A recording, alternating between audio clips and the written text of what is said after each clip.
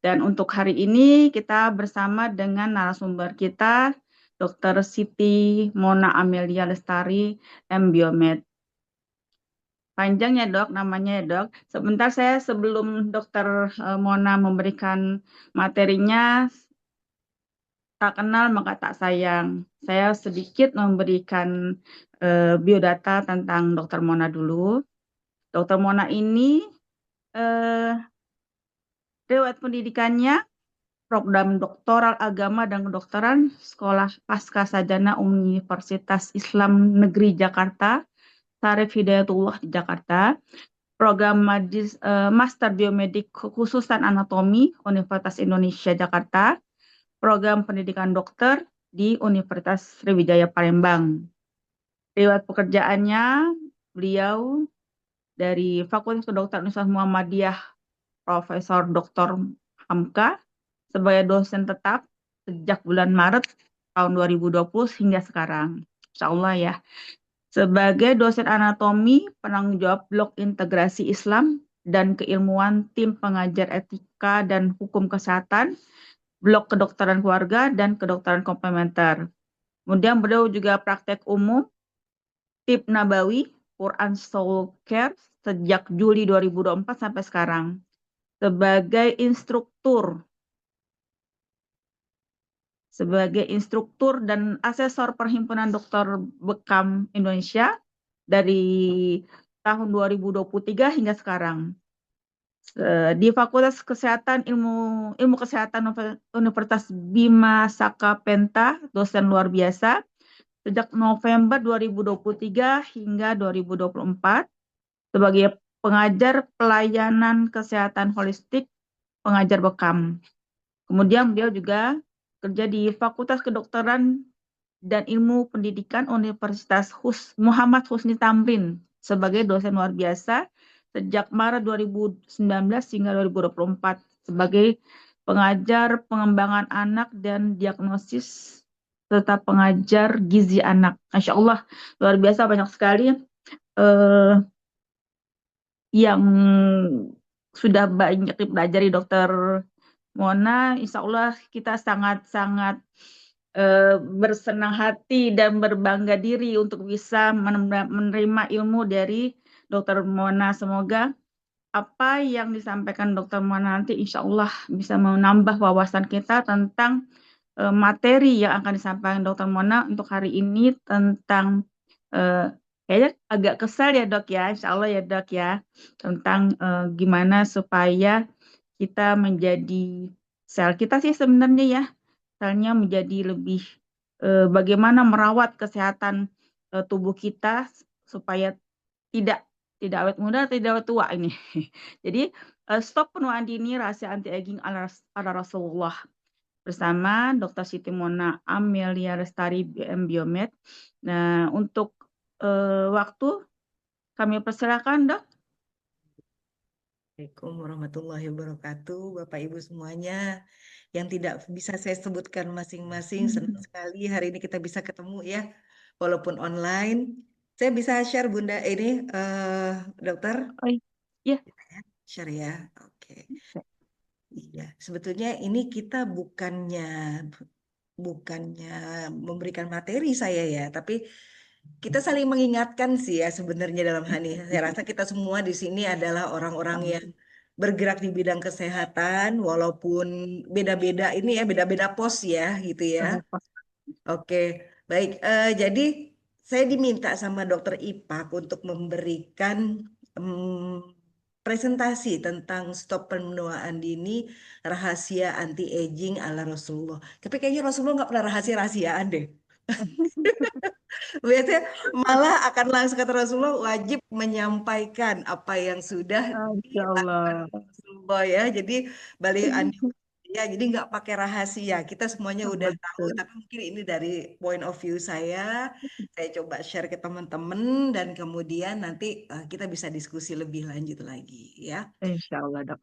Biasanya saya memulai dari menyetujui definisi dulu. Karena belakangan ini dokter, teman-teman semuanya ya, saya itu mencoba mereview kembali semua definisi-definisi yang saya pelajari ketika masih di Fakultas Kedokteran. Dan saya coba sesuaikan dengan definisi Al-Quran. Kalau sesuai kita lanjut, kalau nggak sesuai tentu saja kita pakai definisi Al-Quran.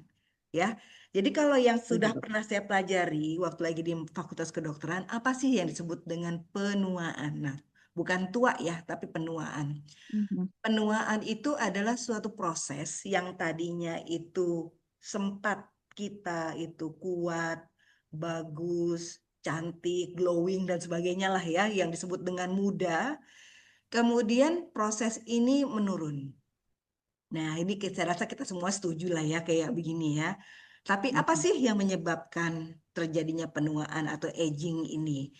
Kalau secara anatominya kita bilang karena kerusakan struktur. Tapi kerusakan. Jadi kalau manusia itu kan biasanya ada proses pembentukan, ada proses perusakan. Itu udah otomatis. Karena kita setiap hari keluar ketemu panas, keluar ketemu dingin, kebentur dan sebagainya ya Mhm. pasti akan ada kerusakan ya. Tapi kerusakan ini oleh tubuh kita itu segera diperbaiki gitu, segera diperbaiki. Pada saat kita masih muda, perbaikan ini bahkan lebih cepat dibandingkan kerusakannya. Makanya tubuh kita bisa berkembang jadi tinggi dan sebagainya. Mhm. Mhm. Kalau misalnya udah mulai stabil di usia-usia plato 35, 40 ya, antara usia dewasa ya, dewasa matang, itu percepatan perbaikan dengan kerusakan itu imbang-imbang lah ya. Nah, pada saat sudah mulai masuk usia 50, belum tua sih, cuman agak tua. Nah, gitu ya. Belum tua, belum senesan ya, belum senilis ya. Kalau senilis kan usia 60 katanya. Mulai tuh kejar-kejarannya telat antara perbaikan dengan kerusakan. Jadi kerusakannya jauh lebih banyak. Apakah itu di level sel, apakah itu di level genetik dan sebagainya? Kalau menurut para ahli kesehatan, ya levelnya tentu saja di level gen. Ya, itu kata Mail Lemoine, kata WHO juga seperti ini. Nah, Corosiello ini menjelaskan lebih spesifik lagi yang disebut dengan tua. Nah, ini saya tepain teman-teman itu tahu semuanya ya. Bahwa yang disebut dengan tua itu adalah disfungsi telomer. Apa sih itu telomer?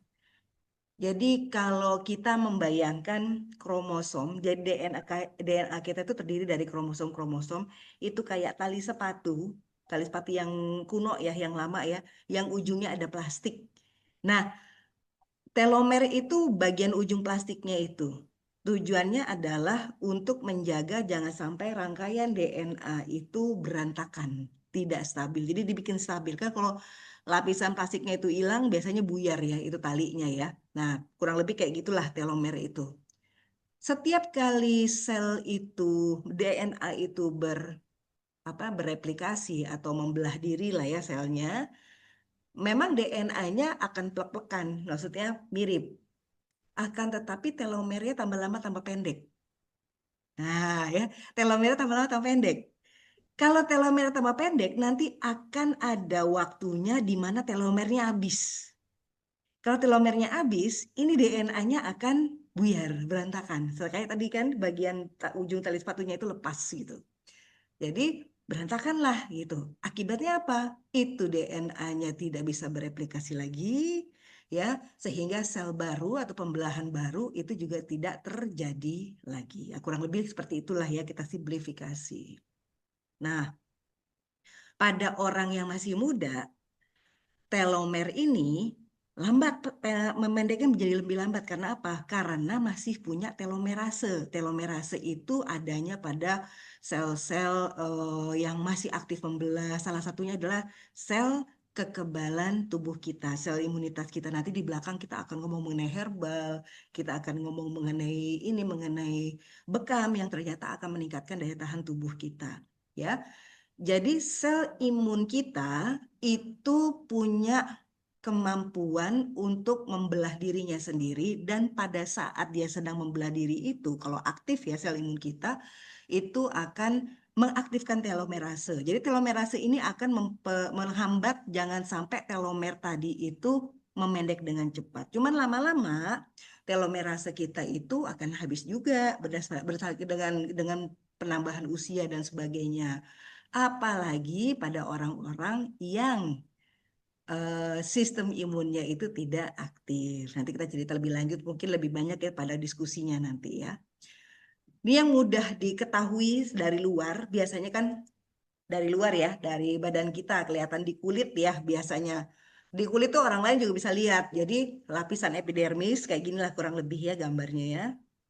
Nah, mana ya gambar? Nah, gini. Ini kulit kita nih.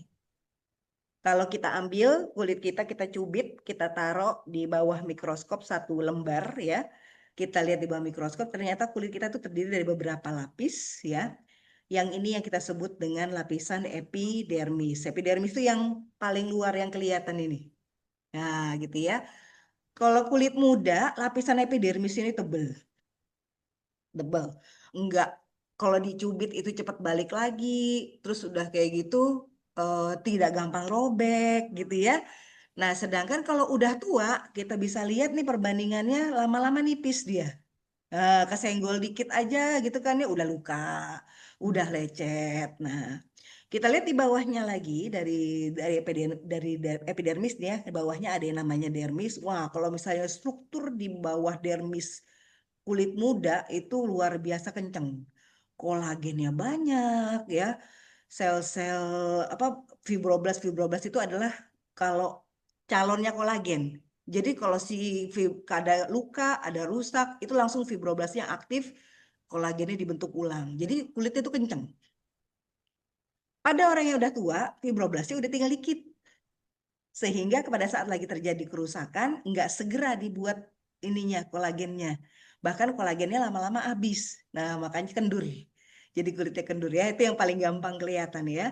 Ini tidak hanya pada kulit saja, tapi juga bisa terjadi pada tulang, bisa terjadi pada sel-sel yang lain ya. Intinya adalah pada saat lagi udah tua, memang segala sesuatunya itu akan terjadi penurunan fungsi. Nah, itu bedanya penuaan dengan sakit di situ. Kalau sakit, polanya itu nggak berurut. Tapi kalau penuaan, polanya konsisten. Arahnya adalah pada penipisan, penurunan fungsi, gitu kan ya. Arah regenerasinya juga menurun dan sebagainya. Jadi kurang lebih seperti itu. Lanjutkan. Nah, ya. Sekarang pola pikir kita. Kalau aging itu kita sikapi sebagai sebuah kerusakan atau kerugian, ya. Oleh karena itulah makanya banyak peneliti-peneliti apa ya, nggak hanya dokter aja ya, saya rasa orang-orang farmasi dan sebagainya itu memang kelihatan sekarang ini menyikapi aging itu sebagai sebuah kerugian ya, kerugian, kerusakan dan sebagainya, sehingga tugasnya mereka adalah membuat bagaimana agar aging ini tidak terjadi. Nah, nanti kita lihat Quran ngomongnya seperti apa, ya. Jadi gimana kalau misalnya aging itu terjadi gitu kan ya. Jadi mereka pelajari lah aging itu terjadinya karena apa. Dan kemudian bagaimana kita bisa intervensi. Bagaimana agar manusia itu nggak pernah tua. Bahkan sampai kepada ujung-ujungnya manusia ini supaya dia itu bisa meregenerasi dirinya sendiri ya, disimpanlah sel-sel pribadinya dia di bank sehingga kalau pada saat lagi dia lagi sakit dia bisa ambil simpanan selnya tersebut untuk ditanam lagi ke badannya dia karena takut tua atau karena takut mati. Nauzubillah min zalik. Jadi tujuannya jangan sampai ketika kita ngomong anti aging kita takut banget jadi tua gara-gara kita takut mati. Nah, gitu. Pertanyaannya kalau bisa kita hidup selamanya, memang kita mau ngapain ya sebetulnya ya? Ya, sebetulnya tidak pernah tua dan tidak mati itu kan sesuatu ilusi ya. Nah, itu ya itu dulu ya kita kita kita samakan dulu persepsi kita. Itu ilusi, sesuatu yang impossible terjadi. Ya. Tapi kalau misalnya kita jadi korbannya para orang-orang yang mengatakan, oh aging itu adalah sebuah kerugian, kerusakan tidak boleh terjadi dan sebagainya, ya kita sebetulnya memberikan profit aja gitu bagi orang-orang yang produsennya gitu ya. Nauzubillah min zalik, jangan sampai kita jadi seperti itu. Kalau kita lihat dalam Al-Quran, ya, apa sih kata Allah mengenai proses aging? Kalimatnya itu ternyata, ini gara-gara dikasih PR sama dokter Ipak ini, saya baru lihat dok, ya.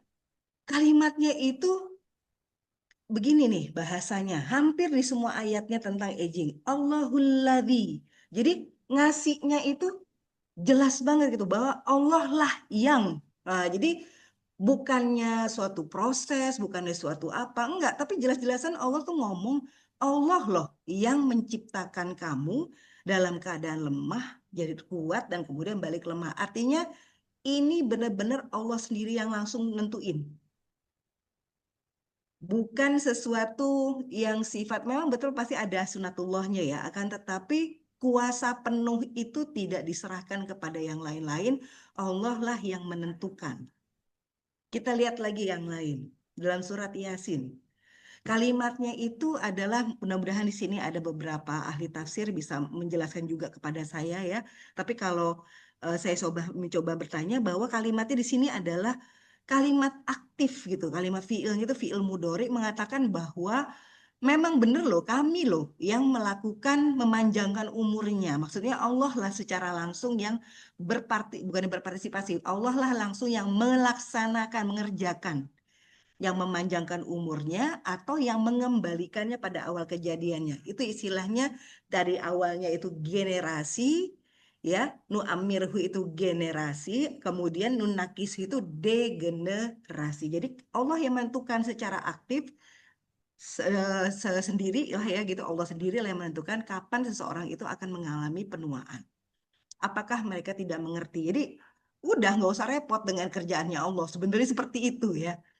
Nah, kemudian juga dalam surat An-Nahl, kalimatnya juga wallahu. Jadi Allah lah yang menciptakan kamu. Jadi memang kalimatnya itu Allah tuh depan gitu loh.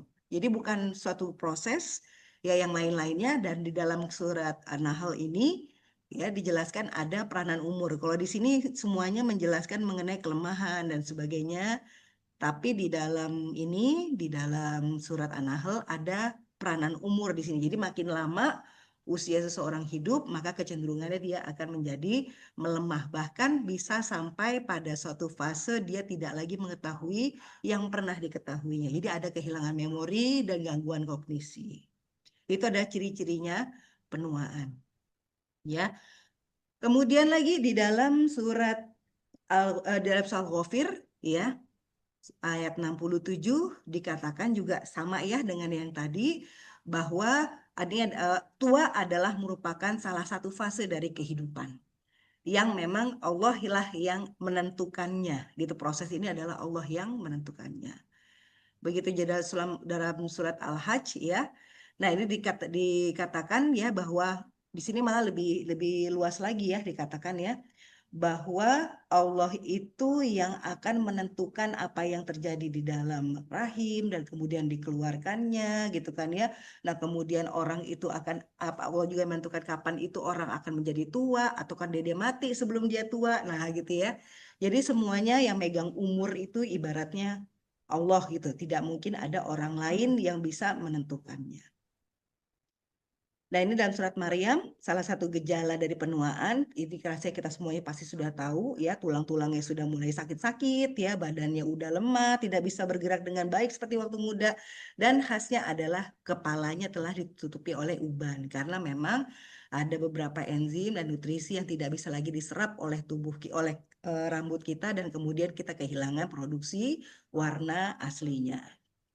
Ya, jadi sebetulnya teman-teman semuanya, tua itu adalah sebuah fase. Penuaan juga adalah suatu apa ya? Suatu senyatanya ya begitu. Pasti orang tuh pasti akan terjadi tua. Jangan-jangan orang-orang yang awet muda sekarang ini menurut kita, "Wih, kamu udah umurnya 60 tapi kok masih kenceng ya cara berpikirnya, masih kenceng ininya." Jangan-jangan sebenarnya bukan dia yang awet muda.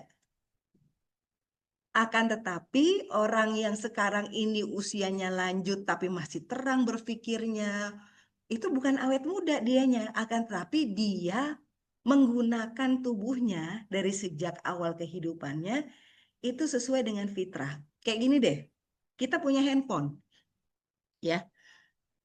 Ketika lagi handphone itu nyampe ke tangan kita, itu pasti ada buku petunjuk lah ya, walaupun sekarang buku petunjuknya tidak berupa buku lagi ya. Pasti ada petunjuk penggunaan handphone atau barang elektronik yang lainnya. Kalau kita manfaatkan benda tersebut sesuai dengan fitrahnya, Jadi yang namanya telepon itu dipakai buat nelfon. Atau kalau misalnya penggorengan lah, rice cooker gitu ya. Rice cooker itu kita pakai untuk masak nasi gitu.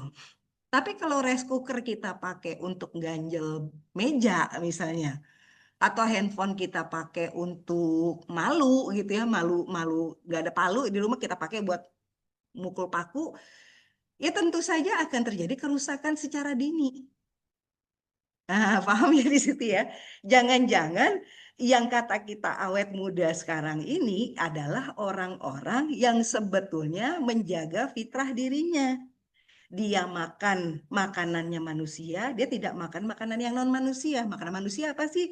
Kalau kita lihat dalam surat Abasa, itu ada jelas tuh falyanzuril insanu ila ta'amihi. Di bawahnya itu nanti ada tuh penjelasannya bahwa makanan manusia adalah segala sesuatu yang tumbuhnya dari tanah. Tapi sekarang ini kita sering makan makanan yang tidak tumbuh dari tanah, yang dibuatnya di dalam laboratorium.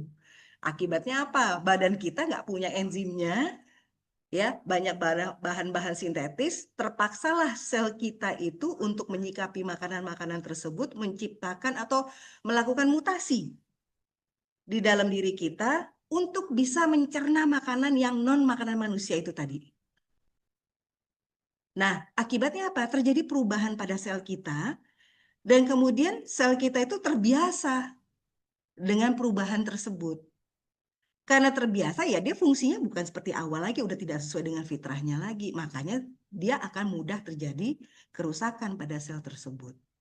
Ya, jadi ada yang istilahnya accelerated biological aging, ya laju penuaan biologisnya terjadi lebih cepat ya, dan kemudian ada yang disebut dengan premature aging. Jadi jangan-jangan orang yang tua sekarang ini yang menurut kita adalah oh ya wajar lah orang umur 40 itu tensinya tinggi gitu. Zaman dulu orang sampai usia 60 tensinya bagus. Pas di zaman saya jadi dokter, kita diajarin, nggak tahu nih mungkin berbarengan dengan dokter Itpak ya. Kita dibilangin kalau umur 40 tuh biasa ya dok ya, tensi naik Mm. ya. Ya, Nah, padahal umur-umur sudah mana ya enggak ya? sebelumnya padahal enggak ya dok ya, umur 60 orang Benar, masih betul, santai aja gitu ya. betul. Sekarang ini, sekarang ini saya rasa teman-teman juga pasti udah pada ketemu sama pasien banyak ya. Usia 30 pun tensi udah 170 dan itu nggak sedikit. Karena apa ya? Tadi saya bilang, makanan non manusia itu lebih banyak dikonsumsi, pola tidur yang pola tidurnya manusia yang seharusnya itu bangunnya itu sebelum subuh, setelah Isya udah tidur, itu nggak populer lagi. Banyakan yang kalau jam 10 udah mau tidur, ih apaan sih kayak orang tua aja, gitu loh. Padahal itu mengundang badan kita untuk lebih cepat rusak. Jadi sebetulnya orang yang katanya awet muda itu sebetulnya adalah yang seharusnya orang yang tua dan katanya itu adalah umum, itu adalah orang yang mengalami penuaan dini. Jangan-jangan begitu sebenarnya. Ya, kalau contohnya nih accelerated biological aging. Nah, ini udah biasa banget lah ya. Teman-teman pasti udah sering ketemu nih orang yang sering mengonsumsi gula. Misalnya ini paling gampang ya. Terjadi resistensi insulin. Kalau resistensi insulin apa sih yang terjadi? Akibatnya kan mestinya gula itu beredar di dalam darah kita, ya. Begitu sampai ke sel, ngetok pintu, ya, insulin akan ngebukain pintu masuk ke dalam sel. Tapi masalahnya ini insulinnya itu nggak dikenal, jadi berarti kayak kuncinya salah gitu loh. Akibatnya itu sel nggak bisa kebuka, gulanya nggak bisa masuk. Kalau gula nggak bisa masuk, kemana dia perginya? Dia pergi muter ya terus di dalam pembuluh darah. Gula yang terlalu tinggi ini nanti lama-lama dia akan nempel di tempat-tempat macam-macam, termasuk di dalam pembuluh darah karena dia lebih banyaknya beredar di dalam pembuluh darah. Nempelnya itu benar-benar nempel kayak kayak apa ya? Ya kayak kalau permen meleleh lah gitu ya. Jadi lengket dia tuh, lengket di mana-mana, lengket di kulit, lengket di ginjal, lengket di pembuluh darah, lengket di mana. Akibatnya pembuluh darahnya itu jadi nggak elastis karena banyak sampah. Makin lama terjadi seperti itu, pembuluh darahnya nggak elastis, mestinya kan pembuluh darah kita tuh bisa bisa besar, bisa kecil, bisa besar, bisa kecil gitu ya. Pada saat lagi kecil, itu tekanan darahnya tinggi. Pada saat lagi dia melebar, tekanan darahnya turun. Harusnya badan kita bisa melakukan itu otomatis. Ada alatnya, memang badan kita ini intelijensianya bagus sekali ya. tahu kapan harus melebar, kapan harus mengecil. Tapi kalau dia udah lengket gara-gara gula ini, istilahnya age ya, age itu adalah, ini bagus yang bikin istilah ya. Advanced glycation and product ya, jadi barang lengket-lengket dari gula itu tadi nempel di mana-mana termasuk pembuluh darah ya, namanya ages ya kalau misalnya dilakukan disingkat. Nah, ini akan membuat pembuluh darah kita jadi kaku. Karena kaku, ya, akibatnya nggak bisa tuh tadi melebar, menyempit secara otomatis. Akibatnya terjadilah hipertensi. Makin banyak sampahnya, makin tinggi tensinya. Nah, gitu. Nauzubillah min zalik. Ya, ini jangan-jangan pas lagi kita lihat dengan pola makan anak-anak kita sekarang ini, nauzubillah, mudah-mudahan bukan anak kita ya, tapi anak-anak muda sekarang, gula tinggi, apalagi gitu misalnya ya karbohidrat tinggi lah ya, yang gula, yang tepung, yang apa, gluten dan sebagainya itu kan kayaknya lagi happening banget kan ya. Nah itu dia keju, kita suka nggak sadar lah keju kan protein, keju itu laktosa loh, laktosa itu gula. Ya. Jadi sebetulnya termasuk ke dalam sugar juga, ke dalam karbo juga itu keju. Tapi kita lihat segala sesuatu dikejuin sekarang ini. Yang nggak normal-normal dikejuin.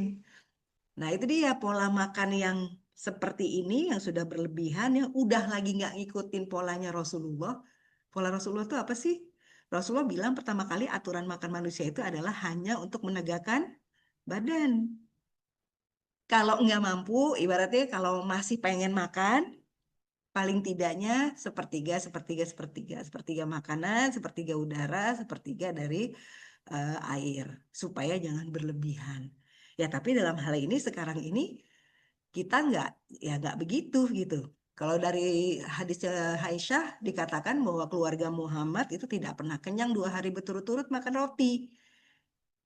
Artinya apa? Ya Rasulullah tuh nyantai banget masalah makan. Ada makanan ya udah, nggak ada makanan ya udah. Tapi kita ketemu di sini makan, lagi rapat makan. Indikasi makannya itu bukannya karena lapar, bukan karena butuh, tapi karena rapat, karena bosan, lagi nonton gitu misalnya kan ya.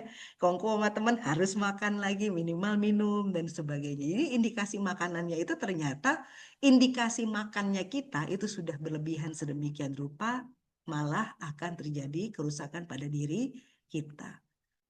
Jadi karena kita nggak ngikutin jalan jalan hidupnya Rasulullah, cara hidupnya Rasulullah, ya akibatnya aging lah yang terjadi di badan kita. Which is sebenarnya itu bukan bukan rahasia ya, sama Rasulullah malah harus diikutin, jadi sunnah gitu. Yang lain prematur aging memang sengaja diracun.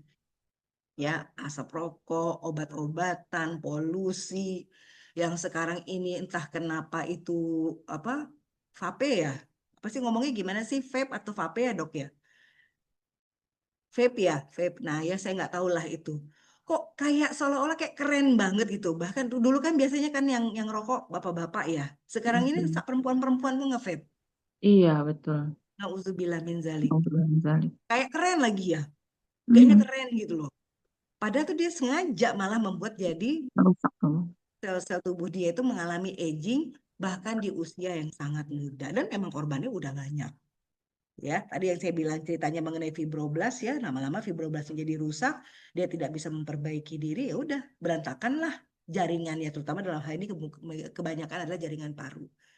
Ya, kemudian kalau dari arahnya bisa arah dari dalam badan kita, ya bisa arahnya dari luar. Kalau dari luar itu, nah ini nih dok, diklaimnya seolah-olah kayaknya sunblock itu untuk mencegah jangan supaya kulit kita itu mengalami penuaan. Betul nggak dok? Ini teman-teman juga sebenarnya tahu Hmm. ya. Hmm. Kita dibilangin Iya. gunakan sunblock supaya jangan Mhm. terjadi penuaan. Padahal banyak juga penelitian yang mengatakan bahwa sunblock itu menyerap, betul dia akan menyerap sinar Matahari. UV, Mm-mm. tapi malah dia mengalami fotodegradasi yang kalau tidak segera, kalau lama kontaknya dengan badan kita kan sekarang ini sunblock 50 berarti 50 menit boleh baru baru bisa di-apply lagi dan sebagainya. Seperti itu Mhm. ya. Betul, betul. Makin lama nempel di kulit kita, ternyata dia itu Hmm. meneruskan racun ke dalam badan kita. Subhanallah. Ya, gitu loh. Tapi masalahnya ini kan hasil penelitian yang tidak menguntungkan. Tidak Iya. menguntungkan bagi beberapa pihak, malah jadi radikal Iya. bebas. Radikal bebas ya Betul, porak-poranda betul. lah kita punya Mhm. kulit kan jadinya kan. Satu Betul, lagi, betul. sekarang ini sunblock ini di apa namanya digabung dengan make up, Mhm. dengan Betul. skincare, dengan apa ya. Begitu saya menyadari mengenai make up ini sudah total no make up at all. Mending kita pakai Mhm. cadar aja nih ibu-ibu ya. Kan bapak-bapak nggak Hmm. pakai cadar ya. Betul, betul, betul, dok. Tapi intinya yang disalahin itu jangan mataharinya loh sebetulnya. Iya, iya. Nggak mataharinya yang disalahin. Jangan-jangan yang menyebabkan kanker kulit, yang menyebabkan penuaan. Bapak-bapak kita dulu, ibu-ibu kita ngangkul di sawah nggak apa-apa tuh. Iya. Sehat-sehat Mhm. aja gitu kan ya. Lah kita baru keluar dari mobil dikit langsung meradang kulitnya. Nauzubillah min dzalik. Betul. Nah itu ekstrinsik. Hmm. Jangan-jangan kita itu udah segitu ngikutin khutuwati syaiton tuh step by step by step by step sampai kita yakin bahwa mereka itu setan itu malah justru yang memberikan kita ini gitu ya, memberikan kita petunjuk ya nauzubillah min zalik Ya ya. Allah. Iya, waktu itu khutuwati syaiton itu kayak gitu dong. Saya ya Allah kok kita ini jadi Ngeri bahkan ya. kadang-kadang kita pula yang ngasih tahu orang lain pakai ini aja gitu. Nah, Iya. Subhanallah. Ya Allah. intrinsik. Gozul Fitri. Nah, makanya intrinsik pola Hmm. begadang. Terus saya bilang tadi kan jam 10 eh, masih belum tidur gitu. Jam 10 kita diajakin ngumpul lah apa segala macam. Hmm. Enggak ah ngantuk jam segitu. Ih, udah kayak orang tua aja jam 10 udah tidur. Kayaknya kalau misalnya bisa tidur sampai jam 2 jam 3 tuh hebat gitu. Hebat. Nah, gitu kan. Padahal tidur kita itu ada beberapa fase ya. Ini kita ngomong di tempat lain aja lah ya ini tentang tidur ini ya. Tapi kita punya dua fase lah minimal di dalam tidur. Berarti ada beberapa fase tapi dua fase yang utama. Namanya fase REM atau Rapid Eye Movement, ada fase non-REM. Nah, non-REM ini yang tidur dalam. Ketika tidur dalam itu mimpi nggak ada, ya badan bener-bener relax banget ya. Nah, pada saat itulah perbaikan jaringan terjadi.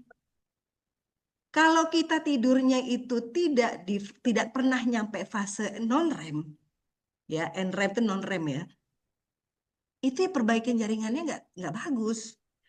Dan satu hal lagi, teman-teman semuanya, matahari sama bulan itu sudah dijelaskan di dalam surat macam-macam ya, ada di dalam surat Ar-Rahman dijelaskan, di dalam surat Amayat Tasa'alun ini apa dok?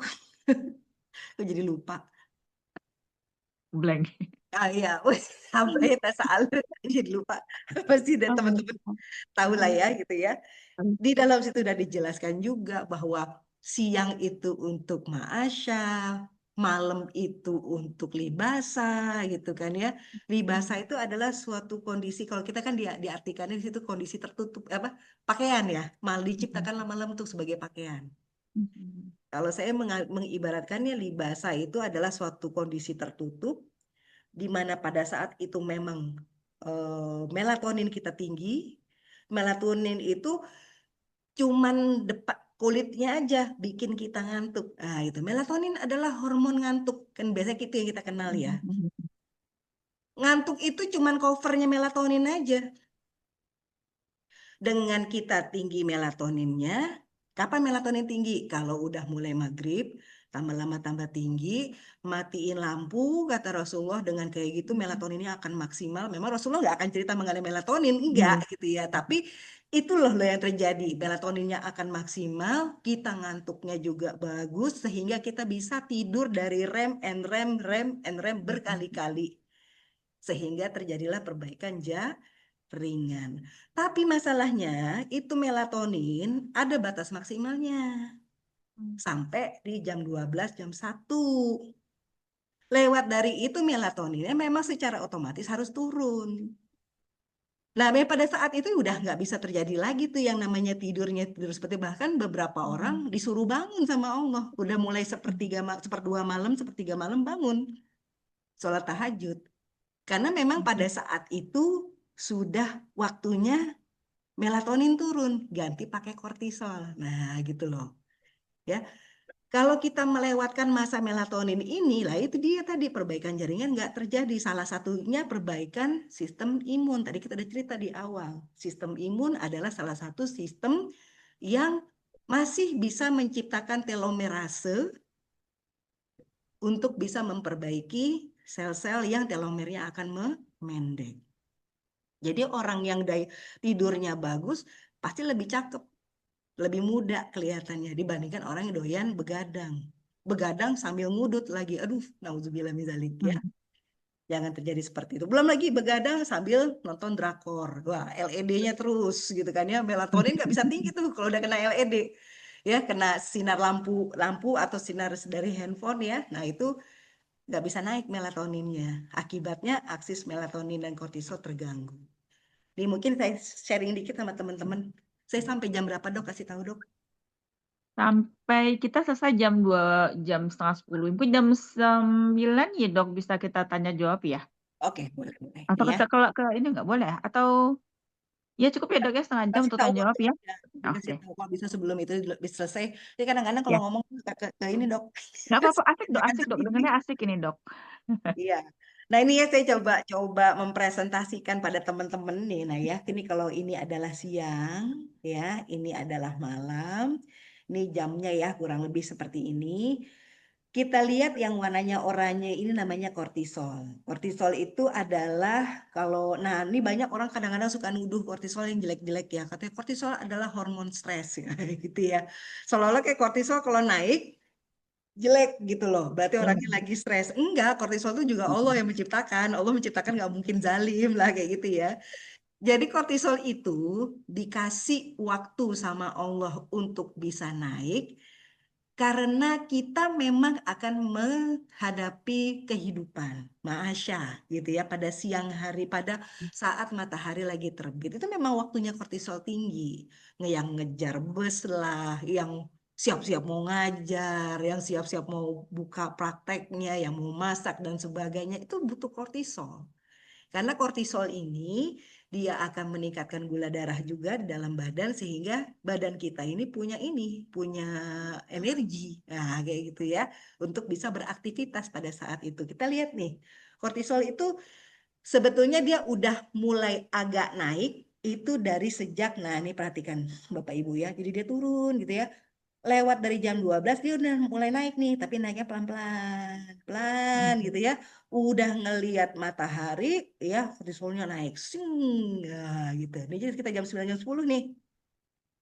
Makanya harusnya kita lagi kenceng-kencengnya kerja tuh.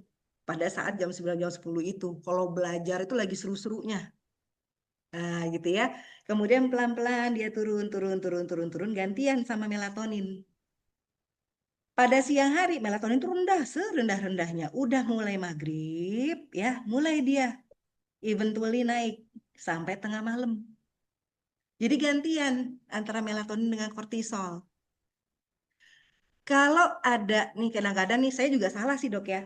Dulu itu saya suka karena waktunya memang juga cuman olahraga tuh malam. Kan Iya, ngikut-ngikut ini dulu ya. betul. Ikut-ikut ya apa Zumba, apa segala macam ngambilnya kelas malam melulu gitu. Lah ya kortisolnya nggak jadi turun, malah jedak jeduk jedak jeduk gitu kan ya. Nggak jadi turun gitu. Kadang-kadang ikut 2 kelas, 3 kelas itu jam 10 baru pulang. Oh, nauzubillah misalnya itu masa lalu lah ya dok kayaknya. Gitu ya. Pulang olahraga itu bukannya ngantuk, malah Seger lagi ya. masih bisa ini seger lagi dok betul. Bisa tawaf lagi itu di mall tuh sampai jam 11 sampai tutup sampai diusir sama orang gitu kan ya. Subhanallah. Nauzubillah min dzalik. Jadi sebetulnya yang paling bagus ya olahraga itu ya pasca subuh gitu kan ya mungkin lari atau jalan gitu kan ya itu yang paling bagus tuh sebetulnya. Makanya kalau bapak-bapak tuh enak tuh ada kewajiban nih pergi ke masjid. Pulangnya disuruh ngider, muter, jangan pakai jalan yang sama. Kalau pagi-pagi sebelum perginya kan biar cepet nyampe gitu kan ya, pulangnya muter. Nah, gitu. Jadi ada olahraganya gitu kalau bapak-bapak. Ibu-ibu juga juga persiapan macam-macam lah ya, bikin bekal lah apa segala macam. Jadi sebetulnya itu. Dan paling enggak boleh sebetulnya tidur itu habis subuh tidur. Nah, ini jelek banget nih, Dok. Iya. Ya, habis subuh tidur. Tapi ini sering dipakai sama orang-orang yang begadang malam, ya nggak? Betul, betul. Begadang malam, baru tidur jam 3, jam 4, Mm, ya nggak tahu subuhnya kayak gimana, apakah masih sempat mm, subuh atau enggak, tapi yang jelas jam 6 tuh tidur. Ketika kortisol itu nggak bisa naik pagi-pagi, lah dia nggak ketemu matahari kok, ngapain dia naik? mm, Makanya betul. orang-orang yang sering tidur malam, yang sering tidur di pagi hari di subuh-subuh itu dia tidur, itu ketika bangunnya itu kalau nggak ditendang sama kopi nggak bangun. Karena kortisolnya nggak start.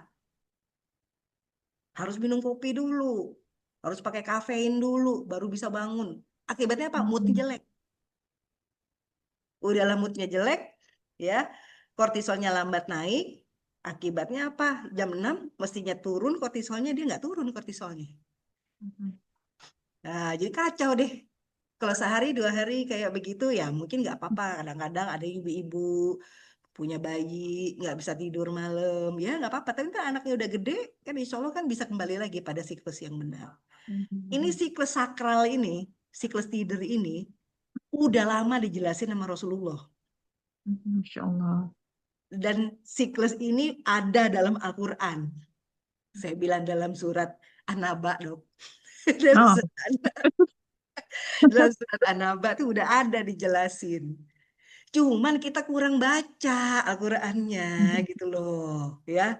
Ya kita baca apa kata orang gitu kan, apa kata temen dan sebagainya yang tidak membawa kita menjadi lebih taat kepada Allah. Nauzubillah min zalik, ya. Jadi insya Allah kita ketemu sama teman-teman habis ini yang taat kepada Allah aja lah. Kita pilih ya. Nah, di dalam Al-Quran sendiri nggak ada tuh istilahnya premature aging. Karena semuanya adalah ketetapan Allah. Ketika seseorang berusaha kuat banget untuk nggak mau tua, suntik ini, suntik itu, ya. Jangan sampai ada keriput muncul, pakai pemutih, pakai apalagi gitu kan ya, kolagen diasup gitu kan ya, seolah-olah kayak takut banget kelihatan tua, ya. Kalaupun terjadi dia tidak tua, bahkan sampai operasi lah, ya, dioperasi yang udah mulai kendor, tarik lagi ke atas, set, nah, dilistrikin ya dok ya, pakai diparadisasi sehingga kenceng lagi kulitnya gitu. Jadi nggak orangnya harusnya 60 kelihatannya kayak 20 tahun gitu, ya. Bahkan ada yang sekarang ini yang lagi ini pakai botox ya. Botox itu sebenarnya teman-teman adalah melumpuhkan otot. Jadi ototnya nggak lumpuh. Kalau ototnya nggak lumpuh kan di sini kan dikatakan sebagai garis ketawa ya. Nih yang di ujung hidung sampai ke bibir itu garis ketawa. Kalau kita ketawa dalam, nah katanya itu keriput. Entah kenapa kok itu jadi jelek ya. Padahal itu kan garis ketawa ya. Tapi kalau itu kelihatan dalam jelek tua. Siapa lagi yang bikin ide kayak begitu gitu kan ya. Akibatnya sama mereka disuntik biar lumpuh. Akibatnya apa? Orangnya nggak bisa ketawa. Kalau ngomong juga datar gitu mukanya. Begitu jadinya. Tapi yang jelas memang mukanya nggak bakalan bisa keriput. Karena apa? Nggak bergerak mukanya. Nah, seandainya pun dia melakukan hal tersebut, apakah berarti dia tuh melawan ketetapan Allah? Ya, kalau kita ngomong, oh itu namanya melanggar kodrat. Nah, misalnya kalau kita kan suka ngomong kayak gitu. Enggak. Segala sesuatu itu terjadi ya karena kodratnya Allah, termasuk dia memilih jalan itu karena kodratnya Allah. Allah itu salah satu sifatnya adalah kodrat dan irodat. Kejadian sama dia, dia memilih jalan tersebut, terjadinya pun karena kodrat dan irodatnya Allah. Cuman manusia itu hanya bisa melakukan dia melanggar atau dia nggak melanggar. Nah, gitu aja. Kalaupun dia melanggar dan kejadian, ya Allah udah tahu itu akan terjadi. Jangan sampai itu pelanggaran itu adalah yang kita pilih. Jadi apa sih anti aging? Apakah kita harus membiarkan diri kita tua gitu kan ya? Nah ini yang saya bilang tadi ya. Udah menjadi sumpahnya dari setan, dari iblis, akan membuat kita ngikutin dia step by step, dikasih angan-angan kosong, minta validasi dari manusia. Udah 60 tahun kayak umur 20 tahun itu kan validasi manusia ya yang kayak begitu kan ya. Nah, ini nggak tahu nih, Dok. Kalimat ini ya, saya pikir kalau ini diaplikasikan di dalam ini kayak memotong telinga-telinga apa binatang ternaknya, jangan-jangan ini termasuk di dalamnya adalah eh, ini ya apa kayak semacam kita tuh merubah gen kita dan sebagainya. Mungkin ini Hmm. kalimat ibarat ya, kita nggak tahu nih ya sebetulnya ini Iya, kayak saya iya, juga iya. ke arahnya ke arah itu gitu loh.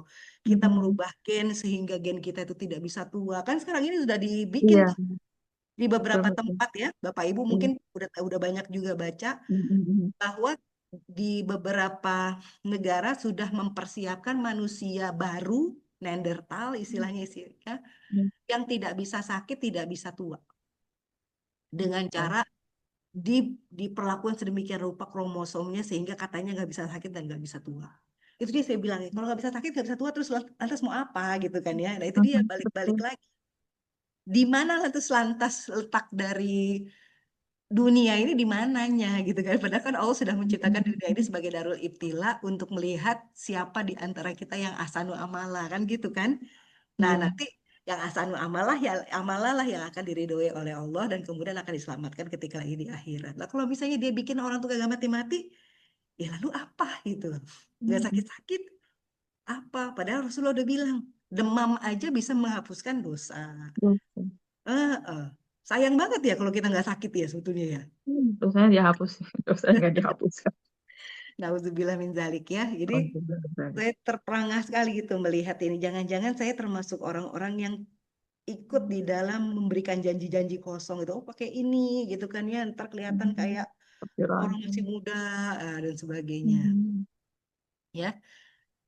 Jadi kalau kita udah terbiasa dengan istilah anti aging ya, mungkin mesti gini lah. Kita coba rubah maknanya. Karena aging itu sudah ketetapan Allah. Hmm. Betul. Itu adalah suatu keniscayaan. Umur tuh pasti nambah. Dan perubahan sel pasti akan terjadi. Mau kita lawan sedemikian rupa, kalau kudrat dan iradatnya Allah sudah berkata, tidak akan bisa kita lawan. Gitu, ya. Jadi kita jangan sibuk dengan memperhatikan permukaan. Jangan maknai anti-aging itu sebagai menolak tua. Karena gini ya, eh, yang diperbolehkan. Jadi ketika dalam surat Al-Ahqaf ini dikatakan apa sih yang disebut dengan aging yang gracefully, yang bersyukur itu seperti apa? Hmm. Dalam surat Al-Ahqaf, memperbanyak syukur, minta tolong sama Allah, ya Allah, usia saya udah 40 ya Allah, tolong ajarin saya bagaimana caranya bersyukur ya Allah, kan gitu kan kalimatnya ya. Kemudian Hmm. yang diingat adalah anak-anak, cucu-cucu gitu kan. Hmm. Kemudian lebih banyak mengingat kebaikan orang tua. Gimana kalau orang tua kita nggak baik? Adanya orang tua itu udah suatu kebaikan buat orang tua kita, buat kita. Nah, ya seperti itu ya. Jadi eh, kita maknai anti aging itu adalah kita memperlakukan diri secara fitrah. Sebetulnya gitu. Kalaupun kita baru nyadarnya di usia 40 nggak apa-apa. Pada saat itu kita coba kembalikan, kita riset diri kita kepada fitrah kita apa. Itu dia saya bilang tadi, perhatikan makanan, perhatikan tidur ya. Kalau memang ada keluhan sakit, jatuhnya itu bukan melawan fitrah, tapi memang kita punya apa ya, punya tanggung jawab ketika badan kita sakit, ya kita harus sikapi, kita harus punya sikap. Jadi misalnya contohnya, karena kebiasaan masa lalu kita, ya kita jadi tinggi asam uratnya gitu misalnya ya. Asam urat itu sebetulnya nggak mesti karena masa lalu juga sih. Jadi karena udah proses aging, kemampuan dari ginjal kita membuang asam urat itu menjadi berkurang sehingga asam urat akan numpuk di dalam badan kita. Akibatnya akan numpuk di sela-sela jari-jari kecil gitu kan ya. Kalau gara-gara numpuk di jari ini, numpuk di kaki, numpuk di lutut gitu misalnya, gara-gara itu kita tidak bisa sholat dengan benar, tidak nyaman, tidak khusyuk, wajib kita berobat. Jadi wajib kita berobat. Itu bukan permasalahan anti-aging. Jadi kita jangan takut dengan itunya. Kalau bisa tidak terjadi. Dengan dari awal sudah kita perbaiki pola makan, pola tidur, dan sebagainya. Tapi kalau sudah kejadian, yang kita harus lakukan adalah memperbaiki situasi. Gitu. Ya, jadi kalau misalnya kita sakit hipertensi tadi. Hipertensi gara-gara apa? Gara-gara terjadi aging pada pembuluh darah kita. Ya udah, rapiin. Bukan cuman hanya dengan obat, tapi dengan memperbaiki diri kita supaya bisa sejalan lagi dengan fitrahnya. Masalah kita kelihatan dari luar tua dan sebagainya itu urusan belakangan. Jangan itu yang menjadi utama, tapi kita mengembalikan diri kita kepada fitrah dan kemudian kita melaksanakan apa yang sudah disunahkan oleh Rasulullah, yang sudah dicontohkan oleh Rasulullah. Nah, itulah sebenarnya yang kita anti agingnya itu gitu loh. Arah anti agingnya kita seperti itu, memperhatikan hak-hak tubuh. Tubuh itu punya hak untuk lapar loh. Kok punya hak untuk lapar sih? Gini, kalau kita lapar ada eh, kita punya kortisol. Tadi ya kita ngomong kortisol. Kita punya adrenalin, kita punya glukagon, kita punya growth hormone. Semuanya ini akan segera melepaskan gula ke dalam darah pada saat kondisi kita lapar. Banyak yang lain lagi banyak. Grelin juga seperti itu, ya. Sedangkan pada saat kita kenyang, tubuh kita menghasilkan satu hormon yaitu insulin. Kalau kita lebih sering kenyang dibandingkan lapar, ibaratnya itu kita kayak memperkuda insulin, memperkuda pankreas kita untuk menghasilkan insulin, menganaktirikan insulin, suruh kerja keras melulu dia, sedangkan yang tadi tuh yang glukagon, kortisol, adrenalin, growth hormone itu nggak kita perhatikan, kita suruh santai-santai gitu kerjanya. Padahal yang banyak itu adalah, jadi kalau kita mau lihat manusia itu lebih siap lapar dibandingkan siap kenyang. Supaya selnya itu bisa berfungsi dengan baik, kita punya hak untuk lapar. Kita berhak buat lapar. Sel-sel kita harus dikasih haknya untuk lapar. Gitu ya, kurang lebih seperti itu ya. Hak untuk istirahat, hak untuk kenyang juga iya gitu, hak untuk mencari ilmu dan sebagainya. Nah, itu adalah rahasia anti-agingnya Rasulullah. Kalau misalnya orang itu tidak mencari ilmu, otaknya nggak muter. Otaknya nggak muter, proses penyimpanan memori itu tidak terjadi. Apa yang akan disimpan? Ya nggak ada. Nah, pada saat lagi kita itu tinggi dopamin, tapi tidak ada ilmu yang kita simpan di dalam otak kita, ya jadinya kayak gimana sih ya? Kayak motor digeber banyak isi ininya banyak, tapi nggak cuman di gas-gas aja gitu, ya, tapi nggak dibawa pergi gitu. Jadi bergetar aja itu motornya gitu, ibaratnya seperti itu. Jadi otak kita bisa kram juga gara-gara nggak pernah mencari ilmu. Nauzubillah min dzalik ya, seperti itu. Nah ini ya, Rasulullah gimana sih sebetulnya dalam menyikapi penampilan? Kan kita ngomong biasanya rata-rata kan kalau misalnya tentang ini tentang anti aging ini biasanya tentang penampilan ya. Rasulullah dandan kok, Rasulullah dandan ya. Ini salah satu contohnya. Rasulullah itu melihat salah satu dari apa sahabatnya pada saat itu habis perang, kok rambutnya itu putih semua, nggak keren, gitu kan? Sama Rasulullah disuruh Suaranya dandan. agak putus-putus ya, Dok. Oh gitu ya. Saya pindah ke sini. Ini sih, mati dulu. Kalau sekarang gimana? Masih, Dok, masih. Enggak, di sini bagus kok. Oh gitu. Oke. Tergantung sinyal berarti. Oh, kalau sinyal saya oke ya Coba Pak lagi, ya. Dok, coba. Iya, lanjut dok. Lanjut ya. Oke, baik. Iya, dah. Ya, sudah, Dok, sudah, Dok. Ya, oke. Alhamdulillah. Jadi Rasulullah itu nyuruh sahabatnya itu untuk berdandan, disuruh ngecat rambut. Nah, gitu ya. Jadi Rasulullah memperhatikan pakaian, memperhatikan wangi, memperhatikan nyisir. Waktu ya kalau laki-laki nggak boleh terlalu sering nyisir ya, gitu dikatakan sama Rasulullah ya. Tapi yang jelas penampilan itu dijaga oleh Rasulullah. Tidak untuk bukannya untuk terlihat muda, tapi untuk terlihat layak.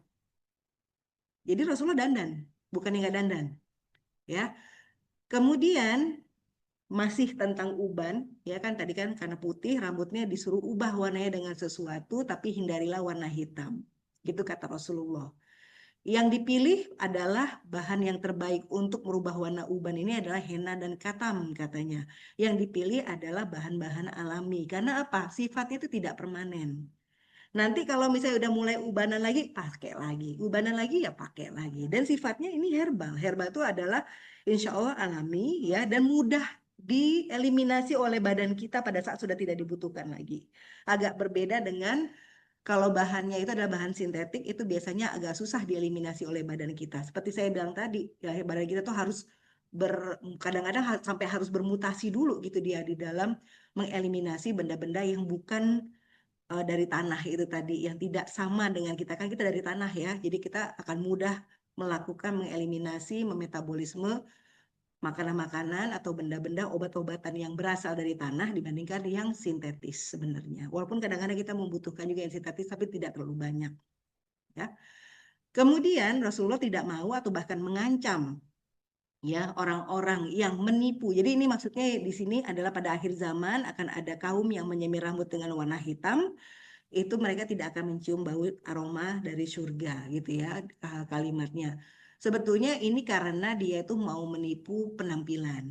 Nah, sekarang ini mungkin ibu-ibu ya tolong diperhatikan gitu kan ya, yang mungkin pakai dibuat apa tuh namanya itu, pokoknya yang dikasih simmer-simmer, dikasih bayang-bayang supaya kelihatan pipinya tinggi gitu misalnya kan ya, supaya kelihatan tirus dan sebagainya, padahal mah tembem sebenarnya tapi dipakein gitu ya. Jadi make up sekarang kan begitu, yang hidungnya pesek dikasih garis-garis di sini biar kelihatan hidung gitu kan ya, yang tadinya warnanya itu yang tadinya hitam putih kemudian dihitamkan lagi sama Rasulullah, nggak diperbolehkan, apalagi yang nauzubillah min dzalik kayak seperti itu, yang matanya kecil gitu kan ya dipakein putih-putih di bawah jadi kelihatannya belok. Nah pokoknya intinya adalah kalau tujuannya nipu nggak boleh, diancam sama Rasulullah tidak akan mencium bau surga. Ini dalilnya ya kurang lebih seperti itu. Kemudian kita gunakan yang halal tadi kan ya. Nah, halal lagi ya, terutama ibu-ibu juga. Karena memang biasanya yang jadi korbannya anti-aging ini kebanyakan ibu-ibu ya. Ya bapak-bapak juga sih sekarang ini ya. Sebenarnya ya, nggak cuma ibu-ibu aja. Kadang-kadang nih, kita suka diklaimkan begini, bahannya halal kok ini. Ini bahannya semuanya halal gitu. Nggak apa-apa kepake buat sholat tuh nggak apa-apa. Iya memang kepake sholat nggak apa-apa. Tapi klaimnya kemudian adalah, oh ini nggak luntur kena air gitu, dibawa berenang oke-oke aja, tahan nggak usah retouch, nggak usah touch up lagi gitu sampai 12 jam dan sebagainya. 3 hari juga lipstiknya nggak hilang-hilang. Jangan-jangan itu nutupin kulit. Kalau nutupin kulit kita tanyakan lagi, ini gimana wudhunya, diterima apa enggak? Nauzubillah min dzalik. Ya. Nah, jadi bukan hanya bahannya aja halal, tapi wudhu friendly ya. Nah, coba dipertanyakan lagi. Karena pusing, banyak banget yang tidak wudhu friendly, udah saya cut aja semua, tidak ada lagi make up sama sekali. Daripada saya sholat tidak diterima, nauzubillah. Ya. Kita menjaga kesehatan. Nah, kita kan suka kencengnya itu kan halal. Yang penting halal. Toyibnya suka lupa, padahal kalimat itu halalan toyiban. Jadi bukan halal summa toyib gitu. Enggak seperti itu. Jadi halal dan toyib itu satu rangkai. Ya, satu rangkai. Jadi harusnya halal dan toyib. Dua-duanya harus kita perhatikan. Jangan cuman halal aja. Kayak misalnya gulanya terlalu tinggi. Satu kali minum, 1 gelas itu isinya 5 sendok gula. Itu udah satu kebutuhan 1 hari itu sebenarnya. Tapi cuman kita minum sambil duduk udah langsung. Nah, itu udah berlebihan itu seperti itu. Tidak toyib lagi.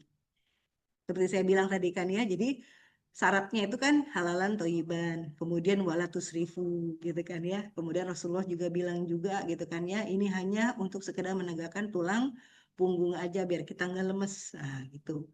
Sekali lagi, untuk kelaparan ada 5 hormon siap sedia gitu untuk segera membongkar gula dari badan kita. Tapi kalau kita kenyang cuma 1.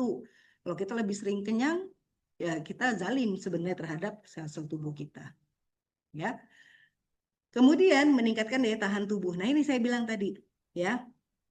Kenapa kita utamakan menggunakan herbal? Karena semua herbal, maksudnya semua obat herbal. Karena herbal ada juga beberapa yang racun ya. Tapi semua obat herbal yang berasal dari obat yang berasal dari herbal itu hampir semuanya pasti punya efek antioksidan dan antiinflamasi.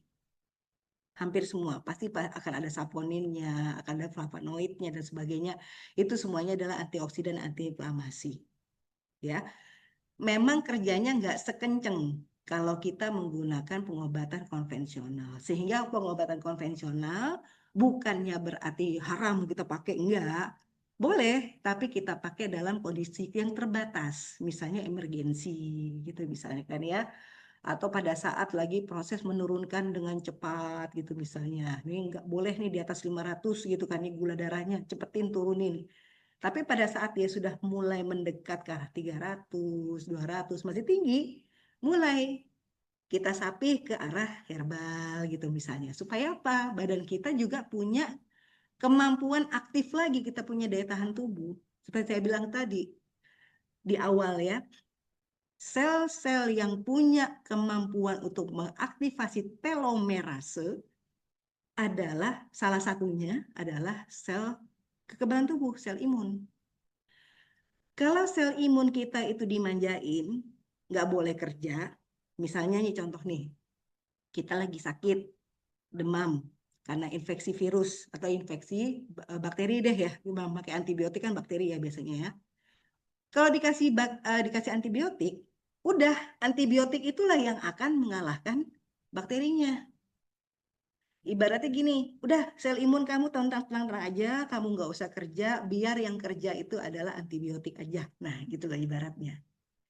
Ya, juga ditambahin dengan memberikan obat anti demam, antipiretik, anti demam. Padahal 37,5 nih khusus orang dewasa ya, kalau anak bayi ceritanya beda lagi.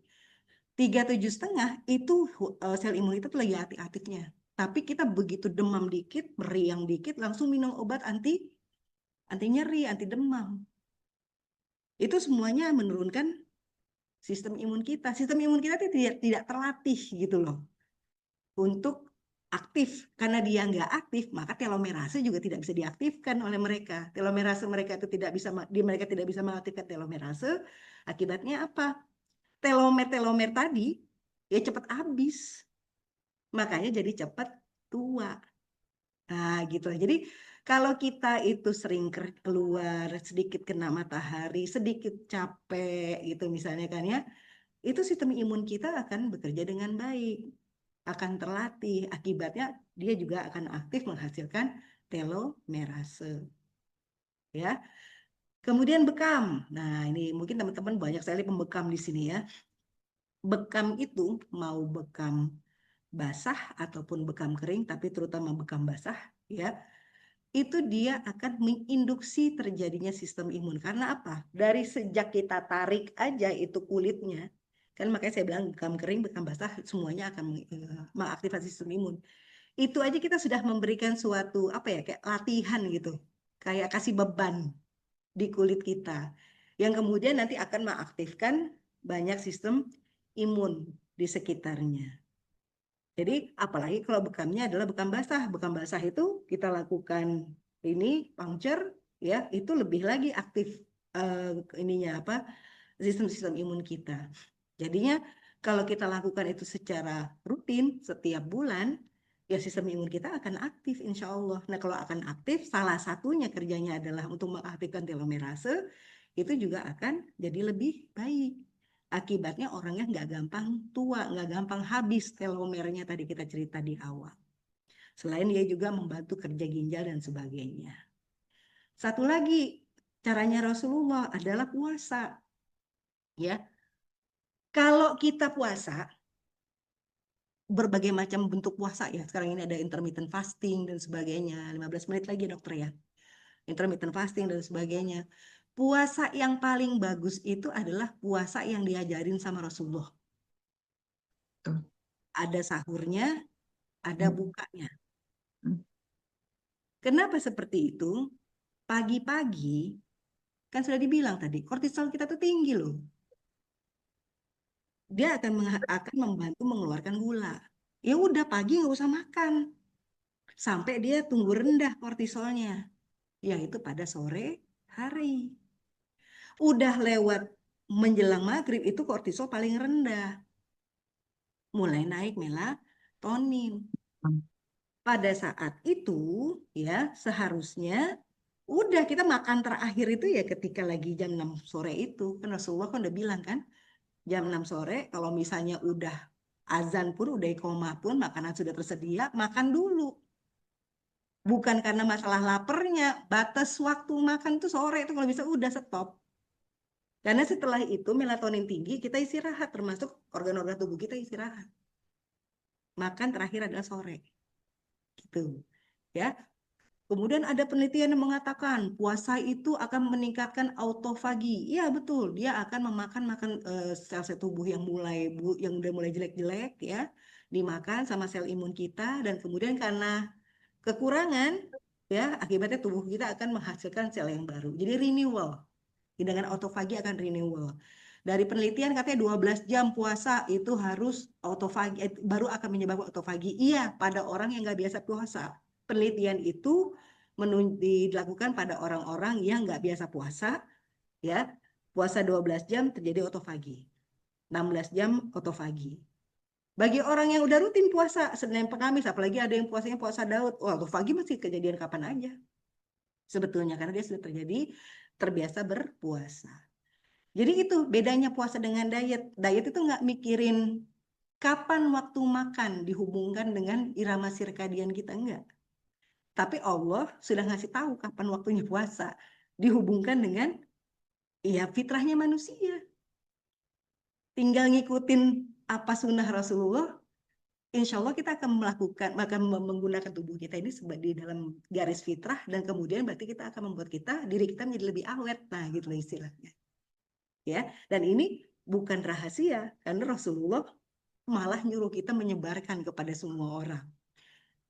Yang punya pasien, mau pasiennya itu muslim atau nggak muslim, ya, sampaikan. Begini loh cara kita biar awet muda. Nah, gitu kan ya. Bekam setiap bulan. Gunakan herbal. Nah, gitu dalam pengobatan. Tingkatkan sistem imun, perbaiki tidur, perbaiki pola makan. Sekali-sekali puasa. Kita bilang sama orang-orang yang non-muslim pun, yuk cobain puasanya orang Islam. Hasilnya akan jauh lebih baik. Yang penting sahurnya seadanya, buka puasanya juga nggak boleh bablas. Nah, gitu. Ya. Kemudian zikrullah tadi kan dibilangin katanya kalau kortisol tinggi, stres juga tinggi gitu. Kalau stres tinggi malah kortisol tinggi. Iya, salah satu efek dari kortisol itu adalah dia menekan sistem imun kalau sudah terlalu tinggi. Jadi jangan dibuat stres. Nah, gitu kan ya. Dengan stres juga adrenalin akan tinggi. Adrenalin akan menyebabkan penyempitan dari pembuluh darah akibat hipertensi. Kalau hipertensi, maka bagian-bagian ujung dari badan kita ini tidak mendapatkan nutrisi dengan baik, akibatnya cepat rusak. Nah, gitu. Makanya ala bidzikrillahi tatmainnul qulub. Caranya tidak hanya dengan sekedar membaca saja Al-Quran itu, tapi Al-Quran itu ditadaburi. Oh, ternyata Anaba ini cerita tentang pola tidur. Oh, ternyata yang namanya mizan, level-level dalam surat Ar-Rahman itu menunjukkan bahwa segala sesuatu itu ada kadar maksimal, ada kadar minimal, gitu misalnya. Apalagi kita cerita tentang yang lain lagi, banyak sekali. Dalam surat Ar-Rahman, dalam surat ini, dalam surat Maryam, oh ternyata menghadapi orang yang lagi stres itu, pertama kalau ngelihat caranya Jibril tuh menghadapi Maryam yang lagi stres berat waktu mau melahirkan tapi nggak punya keluarga gitu ya, kasih dulu ininya kebutuhan fisiknya, kemudian buat dia jadi aman, tarik dia jangan sampai ngomong sama orang lain, jadi kayak gitu ya. Jadi ternyata cara kita berpraktek kepada pasien juga ada gitu di situ di dalam Al-Quran. Tapi itu dia nggak cuma dibaca, ditadaburi ya. Tidur ya, diperbaiki pola tidurnya. Tidur tuh nggak usah lama-lama. Habis Isya, sepertiga malam terakhir, atau kadang beberapa orang yang masih sanggup, tengah malam bangun lagi. Yang mau belajar tuh cocok banget tuh tengah malam. Jam 1, jam 2 bangun. Belajar, bikin laporan, bikin tulisan. Yang lagi bikin buku itu pada saat lagi mulai lewat dari jam 12 malam. Yaitu sepertiga malam yang kedua. Sampai yang terakhir. Karena pada saat itu kortisol udah mulai naik lagi. Dan melatonin sudah mulai turun. Ya. Dan beraktivitas sesuai dengan irama sirkadian. Jangan tidur pagi, jangan sering begadang, ya. Seperti itu. Bercanda yang berpahala, karena itu hubungannya adalah dengan kita lebih santai gitu, lebih mudah sabar dan sebagainya, ya. Jadi bercandanya yang berpahala. Jangan bercanda di dalam grup yang akhirnya ngomongin orang. Nah, nauzubillah min dzalik. Ya. Kemudian satu lagi kata Rasulullah adalah sambung silaturahim.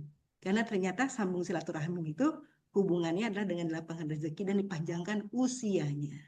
Ya, hubungannya apakah itu dengan anti aging dan sebagainya. Yang jelas kalau dipanjangkan usia kan kita maunya hidup kita tenang, ya, bukannya yang panjang usia tapi penyakitan. Tentu saya nggak seperti itu. Betul.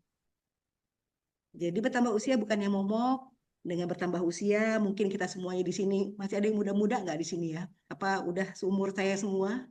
Kita tingkatkan umur, ya, evaluasi diri, ya. Jadi kalau misalnya usia kita nambah, jangan malah pesta-pesta. Nauzubillah. Ya, evaluasi. Apa mana nih yang belum kita kerjain? Gitu, apa hak diri kita yang sering kita abaikan gitu ya. Pelajari Al-Qur'annya itu dalam hal esensi penciptaan manusia. Karena manusia itu diciptakan hanya untuk beribadah. Nggak ada yang lain. Hanya untuk beribadah. Nah, bentuk ibadahnya macam-macam. Saya sebagai dokter, saya sebagai praktisi Tibun Nabawi, saya sebagai guru, saya sebagai siapa lagi, orang tua, sebagai ibu dan sebagainya. Gimana kita bisa memaksimalkan fungsi kita dalam beribadah. Nah, gitu kan ya. Dan terakhir, jangan cari validasi manusia, nggak akan pernah ada habisnya. Cari validasinya Allah. Insya Allah tenang, sehat, ya, dan berpahala. Mungkin bisa kita lanjutkan dengan diskusi kali ya, Dr. Betul, Rifat. betul, Dok. Berikan kepada Dr. Masya Rifat. Allah. Assalamualaikum warahmatullahi wabarakatuh. Waalaikumsalam warahmatullahi wabarakatuh. Masya Allah, Dokter Mona, saya sampai, aduh, ini materinya daging semua nih, Dok. Masya Allah. Masya Allah, ya Allah. Jadi, eh, sangat luar biasa, Dok, apa wawasannya. Insya Allah bisa memberikan makna kehidupan yang berarti ya, Dok, ya, untuk banyak-banyak orang. Insya Allah, apalagi zaman sekarang ini banyak sekali yang sudah salah kaprah, termasuk tadi yang kosmetik ya, Dok, ya. Eh, kita sedikit-sedikit pakai skincare, pakai anti apa pakai sunblock gitu ya. Rupanya kebanyakan pakai sunblock juga bisa merusak. Justru disuruhnya diajarkannya pakai sesering mungkin. Subhanallah. Jadi itulah kalau kita tidak belajar maka kita akan banyak membuat kesalahan. Masya Allah, ini di sini luar biasa, Dok. Masya Allah, luar biasa sekali. Banyak sekali ilmu yang dokter kasih untuk kita semua. Dan untuk ini, teman-teman semua di ruang Zoom ini, saya persilahkan kalau ada yang mau ditanya, jangan tidak bertanya, sayang banget ini kalau tidak bertanya karena kita berhadapan dengan pakar yang luar biasa, Masya Allah. Teman-teman yang mau bertanya, saya persilahkan atau raise hand atau di chat boleh. Udah ada yang raise hand ini, Bun. Itu Rifat. sudah Ya. ada yang resen 2 orang, Dok. Oke, silahkan sebentar saya ini. Oh, untuk eh, Bu Nenden, silahkan Bu Nenden. Pertama Bu Nenden dulu ya. Mm-mm.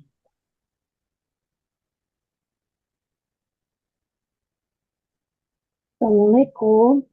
Salam warahmatullahi Waalaikumsalam warahmatullahi wabarakatuh.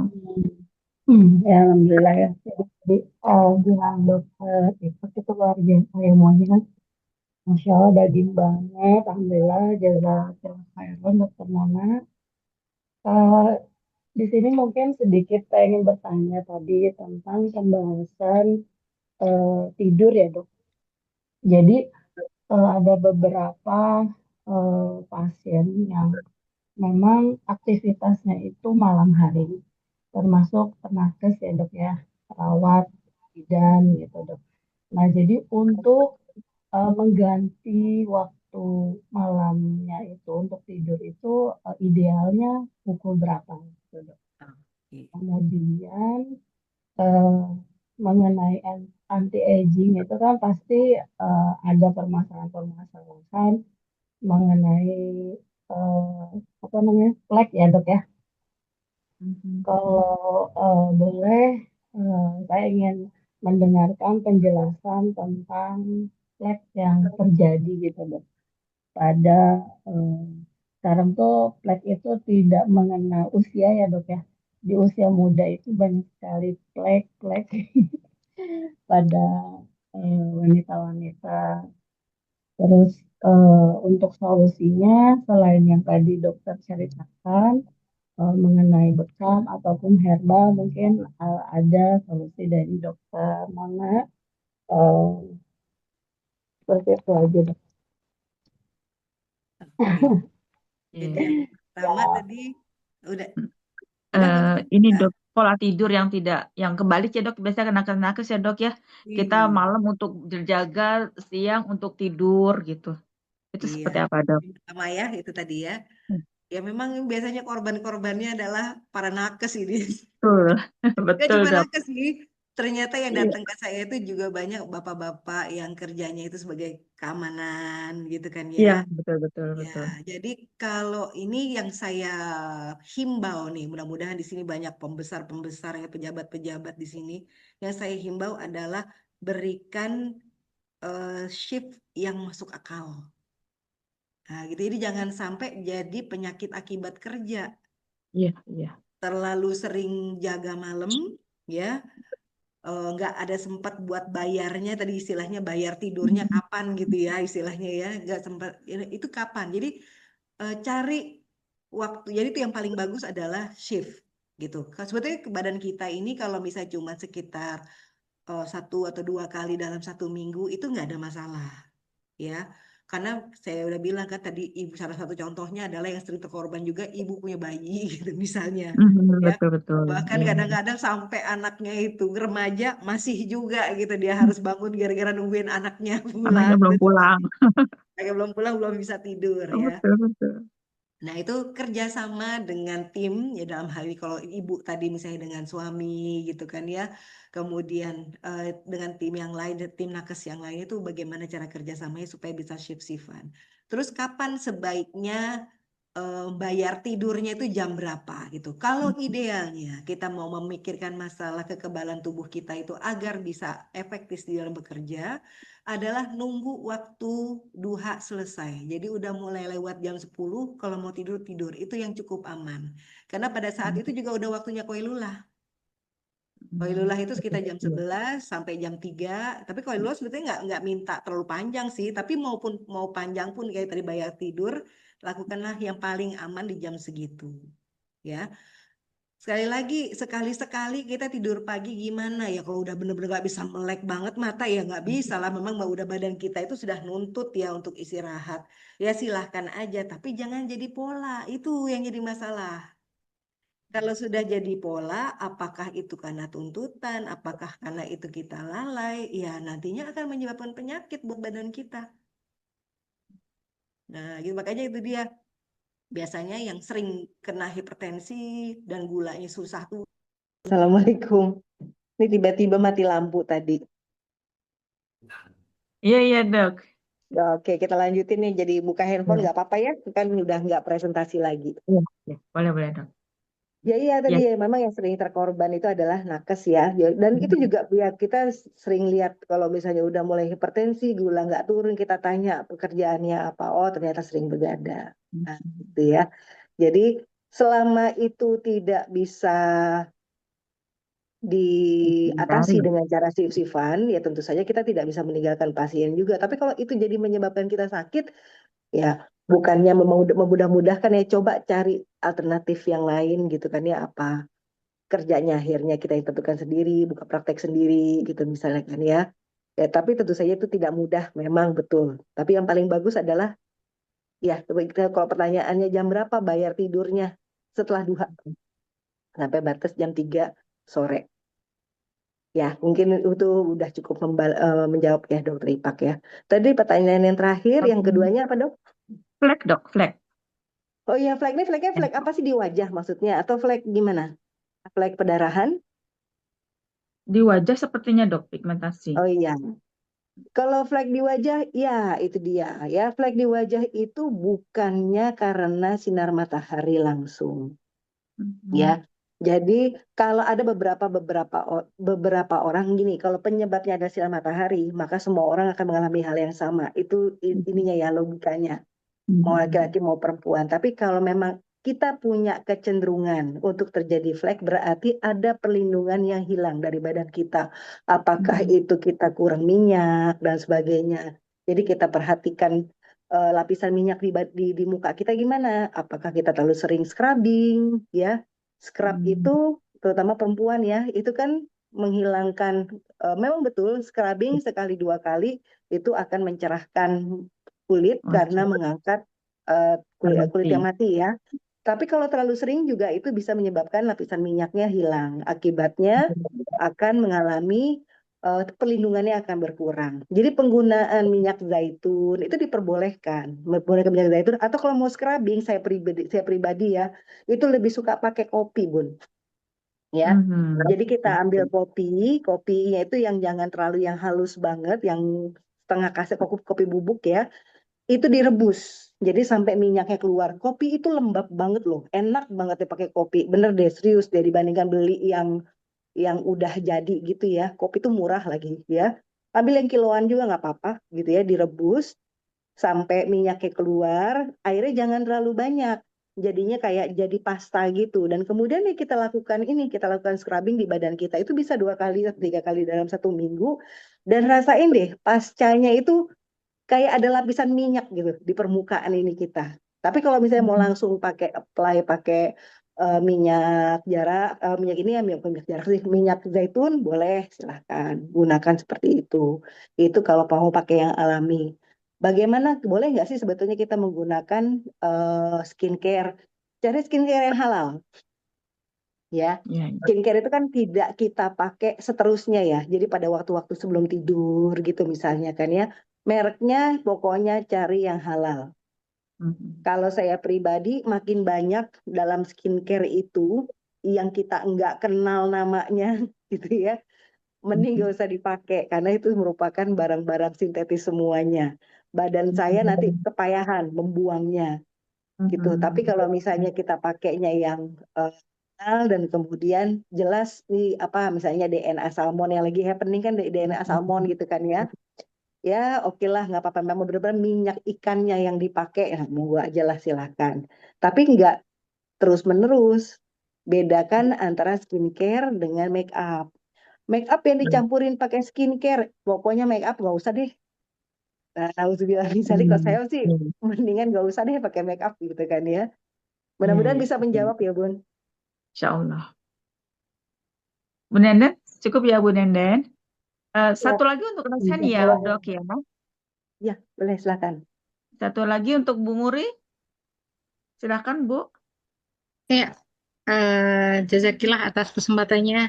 Masya Allah, ilmunya luar biasa nih dok. Gini dok, saya Muri dari Jember dok, Jawa Timur. Masya Allah Izin, jauh. izin bertanya dok. Yang pertama ini kaitan tadi disampaikan ada hak kita untuk kenyang ya dok ya. Nah, ini pertanyaan saya yang pertama kaitan dengan hak untuk kenyang ini sebenarnya dalam Islam itu batasan kenyang ini seperti apa gitu karena kalau ngikutin pribadi ini kadang kan nggak jelas ya dok ini udah kenyang apa belum gitu ya sebenarnya standarnya ini seperti apa sih gitu yang baik itu seperti apa kalau tadi sampaikan sepertiga untuk udara ya cuman kadang persepsi kita ini mungkin beda-beda nih dok mungkin baiknya seperti apa gitu dok itu yang pertama kemudian yang kedua kaitan tadi dokter menyampaikan tidur yang baik Rasulullah pun dengan gelap gitu dok ya itu baik. Tapi ada beberapa memang orang tuh yang sulit tidur ketika dalam keadaan gelap dok. Mungkin ada tips atau terapi tertentu dok untuk bisa mengurangi orang ini supaya tidurnya mau dalam keadaan gelap. Itu dok. Itu.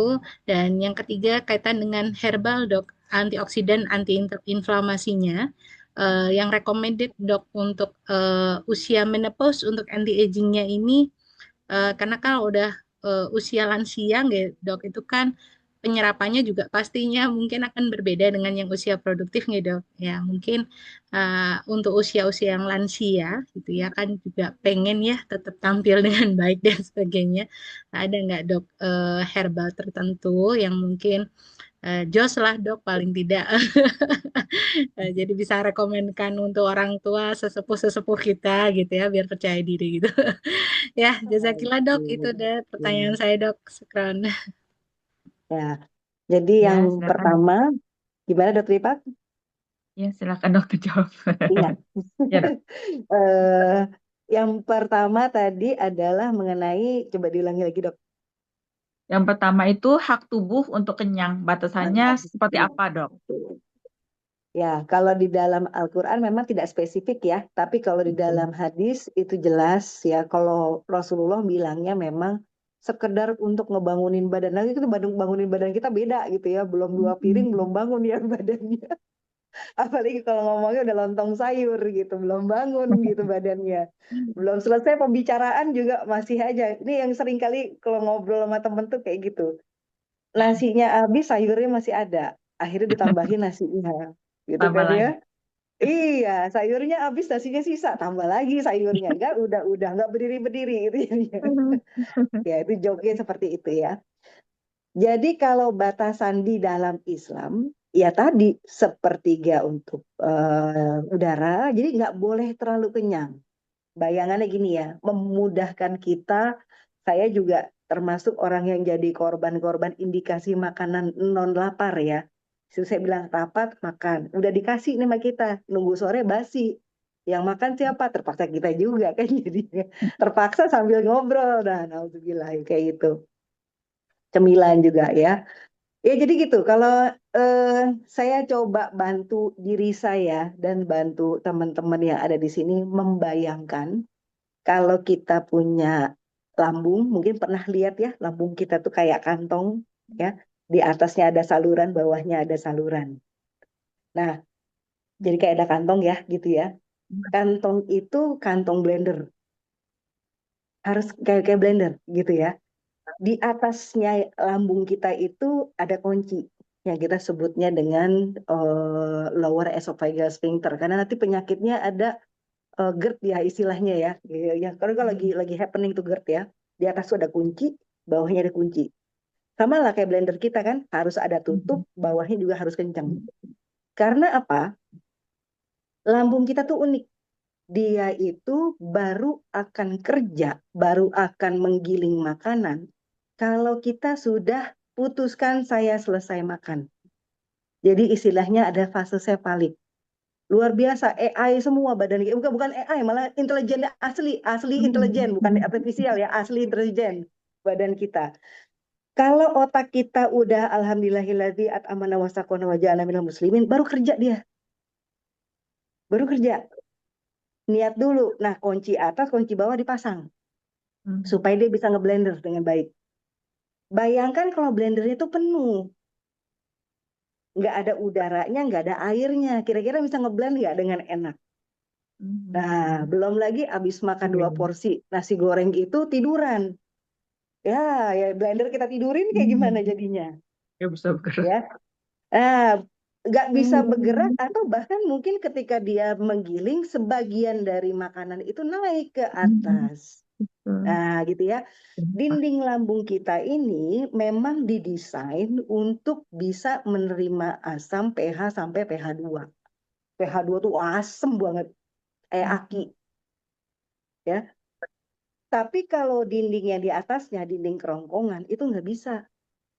Harus pH-nya pH normal. Jadi kalau ada sebagian dari cairan lambung main ke atas ke kerongkongan atau ke esofagus, iritasi langsung esofagusnya. Itulah jadi GERD. Nah, ini saya belum menjawab pertanyaannya Mbak Muri nih gitu. Jadi berapa sih gitu sebetulnya? Upayakan sepertiga itu adalah maksimal. Satu itu, 1 kali duduk makan, ya. Yang keduanya, kadang-kadang nih kan tadi saya bilang kita niatnya itu baru akan giling kalau dia udah niat untuk berhenti makan. Kadang-kadang kita butuh waktu antara 2 jam, bisa sampai 4 jam gitu ya untuk selesai menggiling. Baru nanti akan diarahkan ke usus berikutnya, usus kecil namanya. Barulah kosong lambungnya. Jadi lambung itu biasanya antara 4 sampai 8 jam baru benar-benar kosong. Baru setengah jam dikasih cemilan. Ibaratnya tuh blender lagi nge-blender, kita buka, kita masukin lagi makanan baru. Muncrat lagi dia. Kebayang nggak Mbak Uri? Jadi saya kasih bayangan ini supaya kita bisa ngasih batasan sendirilah gitu sama badan kita. Makin padat yang kita makan tadinya itu ya kayak daging. apa segala macam. Mungkin kalau kita makan sayur-sayuran dan sebagainya cepat ya diselesaikan. Tapi kalau kita udah mulai makan daging ya, karbohidratnya banyak gluten, itu biasanya kerja lambung itu lebih lama. Nah, dalam waktu kayak gitu, kasih waktu spare 2 jam untuk makan berikutnya supaya selesai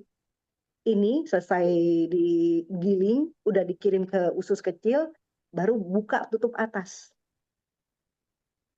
Nah, kita kan kadang-kadang baru juga setengah jam udah disuguhin lagi gitu kan, perkedel, jagung, bakwan gitu misalnya. Aduh, nggak dimakan sayang gitu. Mau dimakan enak. Ya seperti itu ya. Jadi batasnya gimana? Caranya gimana? Caranya adalah pahami badan kita. Pahami cara kerja badan kita sehingga kita benar-benar melaksanakan apa yang diperintahkan oleh Rasulullah, yang disunahkan Rasulullah itu dari hati memang karena keperluan kita, karena kebutuhan kita. Jadi saya nggak akan bilang sekian jam, enggak. Pelajari, itulah tujuannya Rasulullah ngomong. Nah gitu. Mungkin ya awal-awal kurangi porsi sampai kira-kira sepertiga. Tahu sih makanan kita enak-enak, apalagi orang Indonesia, makanan enak-enak semua, ya. Nanti insya Allah lama-lama kita akan tahu sendiri kapan sih porsi sepertiga. Kalau kita duduk udah nggak begah lagi, nah gitu loh, masih enak jalannya, nah gitu ya. Mungkin seperti itu. Pertanyaan yang keduanya tadi, Bun? Yang keduanya ini dok, untuk yang tips untuk tidak bisa tidur di tempat yang gelap, kan Oh bagusnya tidur ya, di tempat yang gelap. Nah, kalau yang nggak bisa tidur di tempat gelap seperti apa dok tipsnya? nah sebetulnya ya nature-nya manusia, fitrahnya itu kalau tidur tempatnya harus gelap, itu nature-nya. Tapi memang mungkin ada eh, kekeliruan di dalam perkembangan gitu kan ya dan sebagainya, atau nah ini yang seringnya, atau kalau saya kan kebetulan memang banyak menerima pasien-pasien stres, makanya istilahnya Quranik soul care ya, jadi kita selesaikan masalah-masalah itu secara Al-Quran, nah gitu. Biasanya yang suka seperti ini, yang takut gelap ini, malah kalau gelap itu menjadi lebih deg-degan, susah tidur, malah mikir macam-macam. Itu kalau memang ada masalah, ada pikiran. Nah, gitu. Jadi ketika lampu dihidupkan, dia merasa tenang, oh ya ini tempat tidur, gitu kan ya, di sebelah saya ada siapa. Security-nya ada, insecurity-nya hilang. Begitu mati nggak bisa ngeliat apa-apa, langsung insecure. Nah, itu berarti masalah insecurity-nya itu diatasi. Plus boleh awal-awal kita mulai redukan sampai dia ngerasa secure, ngerasa aman, sampai diperbaiki. Jadi kalau mau pilih lampu tidur, pilih yang jangan LED. Jangan yang LED. Jadi yang kayak lampu lama itu loh, lampu bohlam lama. Iya, yang warnanya jangan putih, jangan kuning.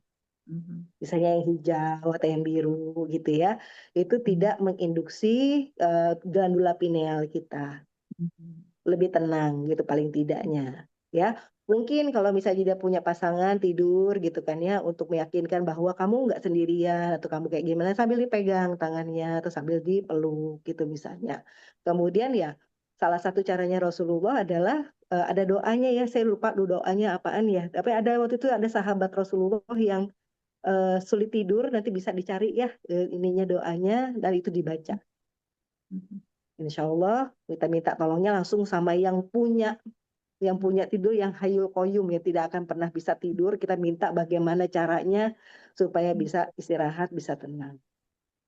Ya mudah-mudahan bisa dicoba dulu ya. Tapi kalau mau pakai lampu ya seperti itu gitu misalnya. Jadi dipilih sambil dilatih. Yang terakhir adalah tadi Herbal yang untuk lansia lah dok, yang sudah oh menopause, ya yang terbaik apa? apa ya yang terbaik ya. Kalau herbal memang dia nggak langsung yang cespleng jos gitu ya. Kalau herbal itu memang harus rutin. Sekali lagi tujuannya apa? Kalau tujuannya PD-nya itu kalau kulitnya balik kenceng gitu misalnya. Coba tanya dulu, beneran nggak mau itu? Nanti gara-gara itu sombong. Gara-gara itu sombong. Sombong jadi masuk neraka. Kan? Jadi sekali lagi saya Iya. bilang, yang harus dilatih adalah kita tidak minta validasi manusia, kita minta Betul. validasinya Allah. Tapi salah satu pemanjang tangannya Allah di dunia ini ya untuk seorang istri ada suami, bener gak? Tanya suami maunya yang bagaimana. Kadang-kadang kita yang repot sendiri. Lagi diskon yang ini, lagi jor-joran yang ini, teman-teman pakai ini ikut-ikutan beli. Padahal belum tentu suami minta. Mhm. Tanya Betul, spesifik sama betul. suami, Mas, kalau saya mau melakukan perawatan diri, yang mana dulu nih? Disesuaikan dengan budget. Mana yang duluan? Nah, gitu. Muka dulu kah? Gitu kan ya. Mukanya diapain nih bagusnya? Gitu ya. Tapi kalau suami bilang itu hidungnya dioperasi biar mancung, jangan. Ya, kebanyakan duitnya. Sakitnya lama. Dan kalau di filler tuh setiap 6 bulan ngisi lagi. Jangan, nggak usah. Bilangin aja, oh ini kemahalan dan risiko ketinggian. Gitu. Gimana kalau kita facial aja? Gitu misalnya kan ya. Kalau facial budget murah, saya bilang tuh tadi, coba pakai kopi. Cobain deh, enak banget pakai kopi, serius. Insya Allah Ya, kita coba ya. iya gitu ya. Ya kalau misalnya pun ini mau pakai skincare, monggo silakan. Saya tidak ada sponsor dari skincare manapun juga ya soalnya ya. Tapi skincare pakai aja nggak apa-apa. Tapi cari yang halal, yang memang ada label halalnya. Itu Insya udahlah Allah. label halalnya. Kalau bisa yang memang saudara kita, maksudnya Muslim yang punya, nah gitu loh tambahin lagi Betul. gitu kan ya. Ya, betul, Iya, betul. boleh aja skincare. Yang saya benar-benar saya tinggalkan itu adalah make up. Karena make up itu nggak ada manfaatnya. Nggak mau kena item, sayang mukanya udah putih, ntar item pakai niqab keluar. Tuh, Atau kalau Masya nggak bisa Allah. pakai niqab, pakai ini aja deh, pakai apa namanya tuh? Pakai Masker. masker, dah gitu. Nyampe Mhm. rumah, nyampe di dalam ruangan, udah ber AC, udah tenang, buka lagi. Nggak apa-apa, boleh-boleh aja. Salah satu pasien akhirnya mulus tuh mukanya tuh jerawatan gak udah. Pakai masker apalagi, soalnya masker kan nggak steril ya yang kita punya Ya, ya. Rupanya dia betul. sensitif terhadap bakteri. Jerawatan lagi. Gitu. Masih ada Dok Agus tuh sebetulnya diceritakan. Akhirnya pasien disuruh pakai niqab karena udah bener-bener udah hopeless banget diikutin. Jadi cakep. Masya Keterusan jadi Allah. Masya Allah. ya. Ya Oh, kan ya kita Allah. ikutin fashionnya istrinya Rasulullah. Gitu. Kalau saya sih ngomong gini fashion ini, fashion istrinya Rasulullah. Biar Masya tetangga nanti Allah. di surga. Gitu. Masya Allah. Mudah-mudahan bisa Amin. menjawab Mbak Muri ya. Oke. Kita masuk ke yang chat ya dok ya. Ada Boleh beberapa nih silakan. yang chat.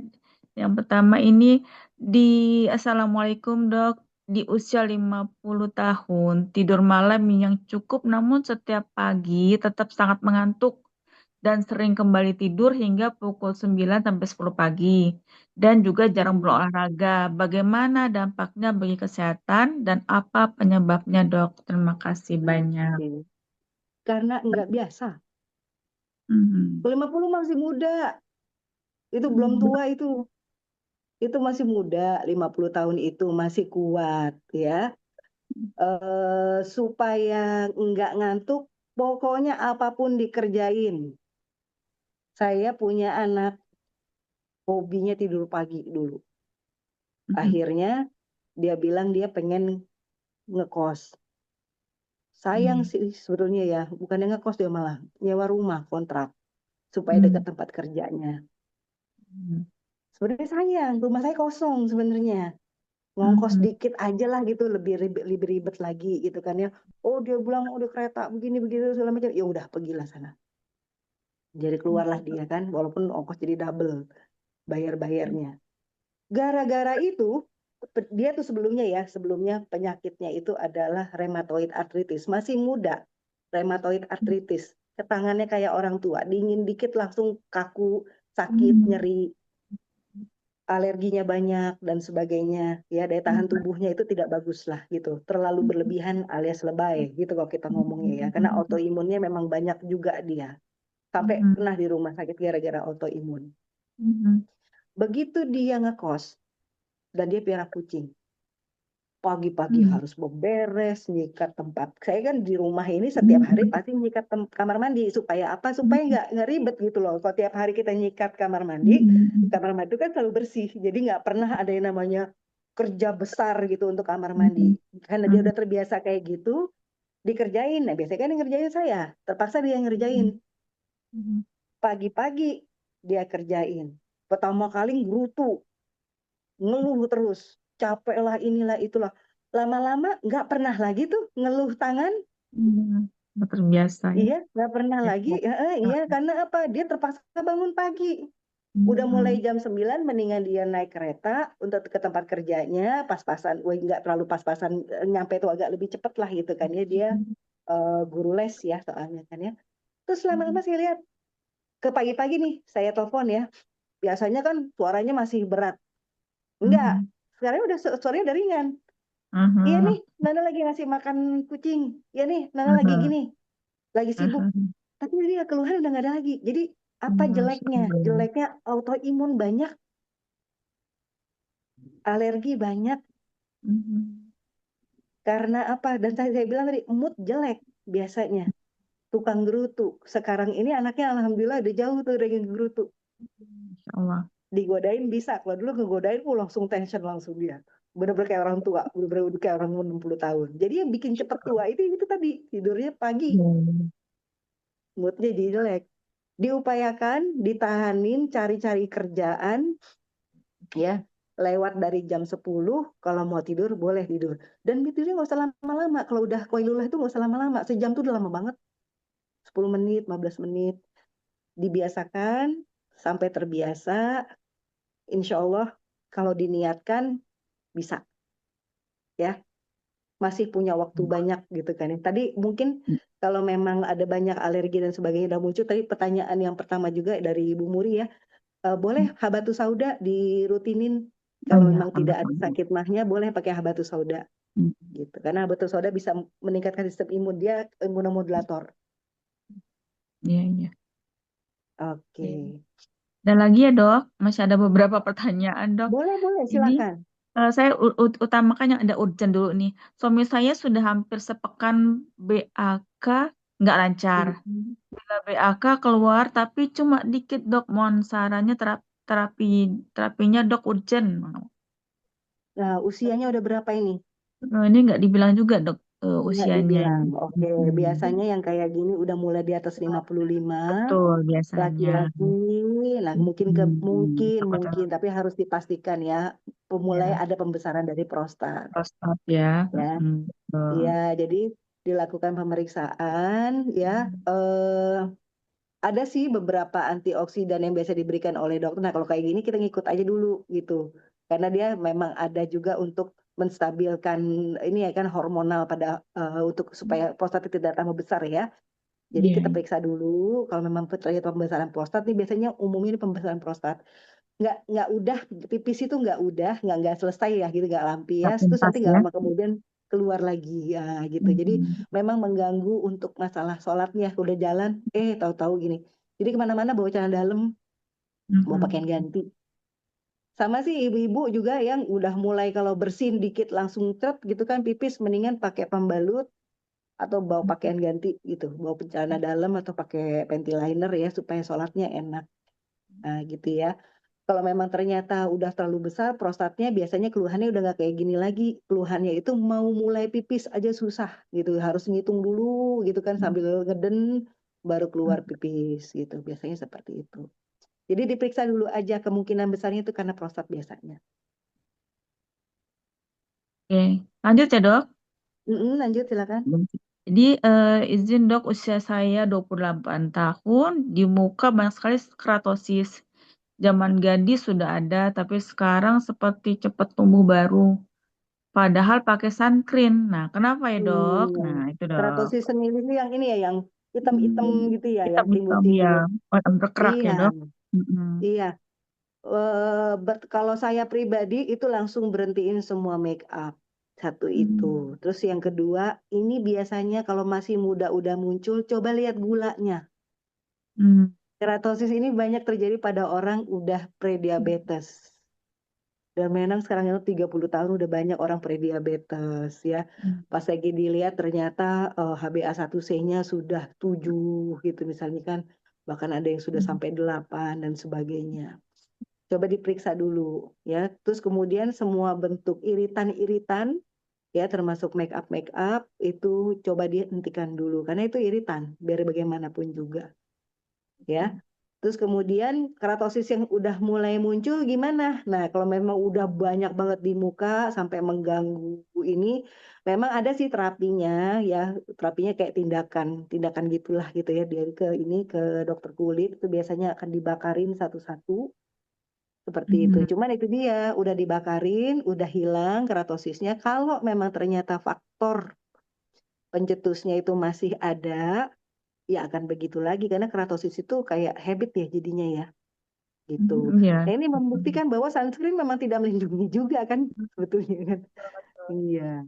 Bahkan nggak tahu, saya nggak tahu harus ada lihat penelitiannya apakah dia malah memperbanyak atau kayak gimana saya nggak tahu juga ya. Tapi yang jelas ya ini membuktikan bahwa sunscreen itu tidak melindungi itu sebetulnya. Iya. Iya. Kalau udah ini ya kalau banyak banget sampai mengganggu ini ya ke dokter kulit deh. Ada tindakan sendiri itu tuh sebetulnya. Oke. Ya, ada beberapa lagi nih dok. Cuma saya pilih aja ya dok ya. Saya pilih aja ya Ya, dok. Jadi bagaimana dengan saudara kita yang eh, kerja malam sebagai soalnya tidurnya agak tidak mengganggu sistem hormonnya. Oh, bagaimana seperti kayak kita nakes gitu ya dok ya, iya yang yang kayak tadi yang tidurnya ya, pertama. tapi supaya tidak mengganggu sistem hormonnya seperti apa dok? Kan Oh ya kalau pasti itu kan jadi terganggu. hormonnya terganggu ya dok ya. Nah ini bagaimana supaya sistem hormonnya Heeh. tidak terganggu? Ya pasti terganggu. Kalau dia sudah tidak sesuai dengan fitrahnya pasti terganggu. Jadi nggak Caranya mungkin nggak bagaimana? ya? Nggak mungkin enggak. Jadi caranya Iya. gimana ya? Hmm, Diupayakan sedemikian rupa tadi saya bilang. Kalau kerjanya selalu malam itu kan udah nggak fitrah berarti kan? betul Udah betul nggak fitrah, betul. apalagi selalu malam. Ya kalau saya mau ngomong jahatnya cari pekerjaan lain kan gitu kan jadinya kan. Iya, cari kerjaan lain ya cari yang gini loh. Kita mencari pekerjaan, kita melakukan sebuah upaya, itu kita lihat apakah ini alignment nggak ya dengan perintah-perintah Allah. Kayak berobat ya contohnya. Iya, iya. Berobat pun ya, apakah dengan berobat ini kita jadi semakin dekat nggak dengan ke Allah? Kalau misalnya memang semakin dekat dengan Allah, monggo lakukan pengobatan itu. Bahkan kalau nggak berobat kita jadi susah sholatnya, kita jadi nggak khusyuk gara-gara nahanin sakit melulu, bawaannya marah-marah mulu di rumah. Bahkan berobat itu yang tadinya asalnya mubah, itu bisa jadi sunnah, bahkan wajib. Tapi Betul. kalau misalnya gara-gara berobat ini lebih banyak uang keluar, manfaatnya nggak terlalu banyak, hanya untuk kesenangan pribadi, misalnya contohnya kan ya, atau bahkan nauzubillah min zalik, jadi urgent gitu, tapi ada egoisme diri, malah nggak boleh berobat. Betul. Iya, jadi berobat pun itu kita lihat mendekatkan diri kita kepada Allah atau tidak. Begitu juga dengan soal dengan pekerjaan kita pilih yang memang ridhonya Allah tuh lebih besar di sana. Iya. Kalau kitanya jadi zalim sama diri sendiri, Allah nggak minta kita zalim sama diri sendiri. Gitu. Betul. Itu kalau mau ngomong jahatnya mah cari pekerjaan baru gitu ya. Tapi kalau memang ini paling tidaknya nih ada temen untuk gantian. Jadinya seminggu tuh 2 kali aja lah yang kayak gitu. Karena biar gimana pun juga pasti akan terganggu. Dan Iya. penyakit itu menunggu di belakang. Biasanya nunggunya nanti udah tahunan, udah berubah, udah mutasi, udah ngaco gitu kan ya, baru muncul keluhannya. Kalau masih Baik. muda kan biasanya belum muncul keluhannya. Masih asik-asik aja ya dok ya. Iya, udah tua pun Oke. kadang-kadang kita suka abai kan, ya udahlah, apalagi mau apa lagi kan gitu. Ya, betul betul Padahal dok. padahal Masya pada Allah. kita diminta pertanggungjawabannya juga kan, gitu ya. Iya, Ya, betul betul sebisa dok. mungkin dikembalikan kepada Kita. seharusnya seperti apa. Ya, Masya Allah dok. Ini kalau mau dilanjut sih nggak selesai-selesai nih dok. Karena menarik sekali dok, Masya Allah. Tapi waktunya sudah tidak memungkinkan kita untuk berlama-lama lagi. Sebenarnya masih banyak banget dok pertanyaannya juga yang kita masih bisa ini ya dok kita sharing. Cuman keterbatasan waktu. Semoga nanti insya Allah kita bisa bertemu lagi dengan bincang-bincang di materi yang lainnya dok kan insya Allah. Tapi sedikit untuk saya mendapat garis merahnya lah ya, benang merahnya. Jadi untuk mendapatkan makna kesehatan sel tubuh yang baik, jadi perhatikan makan kita, tidur kita, istirahat kita, juga kita ikuti sunnah Rasul dan kembali kepada fitrah dok, insya Allah seperti itu. Alhamdulillah, Dokter Mona, Masya Allah, itu materinya daging semua, Masya Allah, Barakallahu fiik, Jazakillah khair. Semoga bermanfaat insya Allah untuk kita semua. Yang pastinya insya Allah bermanfaat sekali dok. Dan kurang lebihnya saya mohon maaf kepada Dokter Mona, Masya Allah. Insya Allah lain kali kita adakan lagi ya dok ya. Insya Allah. Insya Allah. Insya Yang bisa Allah. saya bagi, bisa saya bagi. Insya Allah, Masya Allah. Mudah-mudahan bisa offline kali ya dok. Tapi yang di Mudah-mudahan daerah iya. susah kasihan ya offline. Oh Oke, sebelum iya. saya tutup sebentar, saya sedikit informasi untuk materi kita yang akan datang. Insya Allah di tanggal 20 Agustus, kita bersama dengan Dr. Agus Rahmadi. Tanggal 20 Agustus ya, teman-teman semua. Insya Allah kita bersama dengan Dr. Agus Rahmadi. Terus kemudian nanti tanggal 27, Dr. Agus nanti memberikan materi tentang mengungkap cara tubuh menyembuhkan diri sendiri dengan metode tip nabawi dan penjelasan sains modern. Terus kemudian tanggal 27 Agustus kita hybrid ya. Hybrid itu jadi ada offline dan online dengan ketum kita Ustadz Budi Mahendra dan saya insya Allah mendampingi beliau juga insya Allah. Jadi untuk yang bulan Agustus tanggal 20 dan tanggal 27 Agustus insya Allah. Demikian Dr. Mona, Masya Allah. Sekali lagi, jazakillah khair, barakallahu fiik. Insya Allah bermanfaat untuk semua. Untuk teman-teman semua, kurang lebihnya saya mohon maaf jika dalam pembawaan materi kesempatan hari ini masih banyak sekali kekurangan yang saya memberikan. Insya Allah semoga memberikan manfaat dan berkah untuk kita semua. Kembali kita ketemu insya Allah. Allah kasih kesempatan lagi insya Allah ya dok. Saya pamit untuk semuanya. Masya Allah. Sampai malam masih banyak yang bertahan. Masya Allah. Karena sangat menarik dok. Masya Allah. Dok, kita Jumat pamit depan ya menarik dok. juga ya Dokter Ipak ya, Dokter Agus Insya Allah harus pada Dokter ikut Agus. deh. Putus-putus Harus kata pada sayangnya. ikut. Ikut sekali insya Allah. Apalagi pas Jadi Pak teman-teman jangan Mahendra. sampai nggak ikut. Jangan sampai nggak ikut lagi teman-teman ya. Insya Allah menarik. Oh sayang banget Dokter Agus one of my favorit. Masya Allah. Ya, teman-teman semuanya, Dokter Mona, kita tutup. Sebelumnya kita baca hamdalah, istighfar dan doa kafaratul majelis. Astagfirullah. Alhamdulillahirrahmanirrahim. Subhanakallahumma wa bihamdik. Asyhadu an la ilaha illa anta, astaghfiruka wa atubu ilaik. Assalamualaikum warahmatullahi wabarakatuh. Waalaikumsalam Waalaikumsalam warahmatullahi wabarakatuh. Amin, Dokter Mona, jazakillah khair. Waalaikumsalam warahmatullahi wabarakatuh. Ya Rabbal Pamit ya. Assalamualaikum. Waalaikumsalam.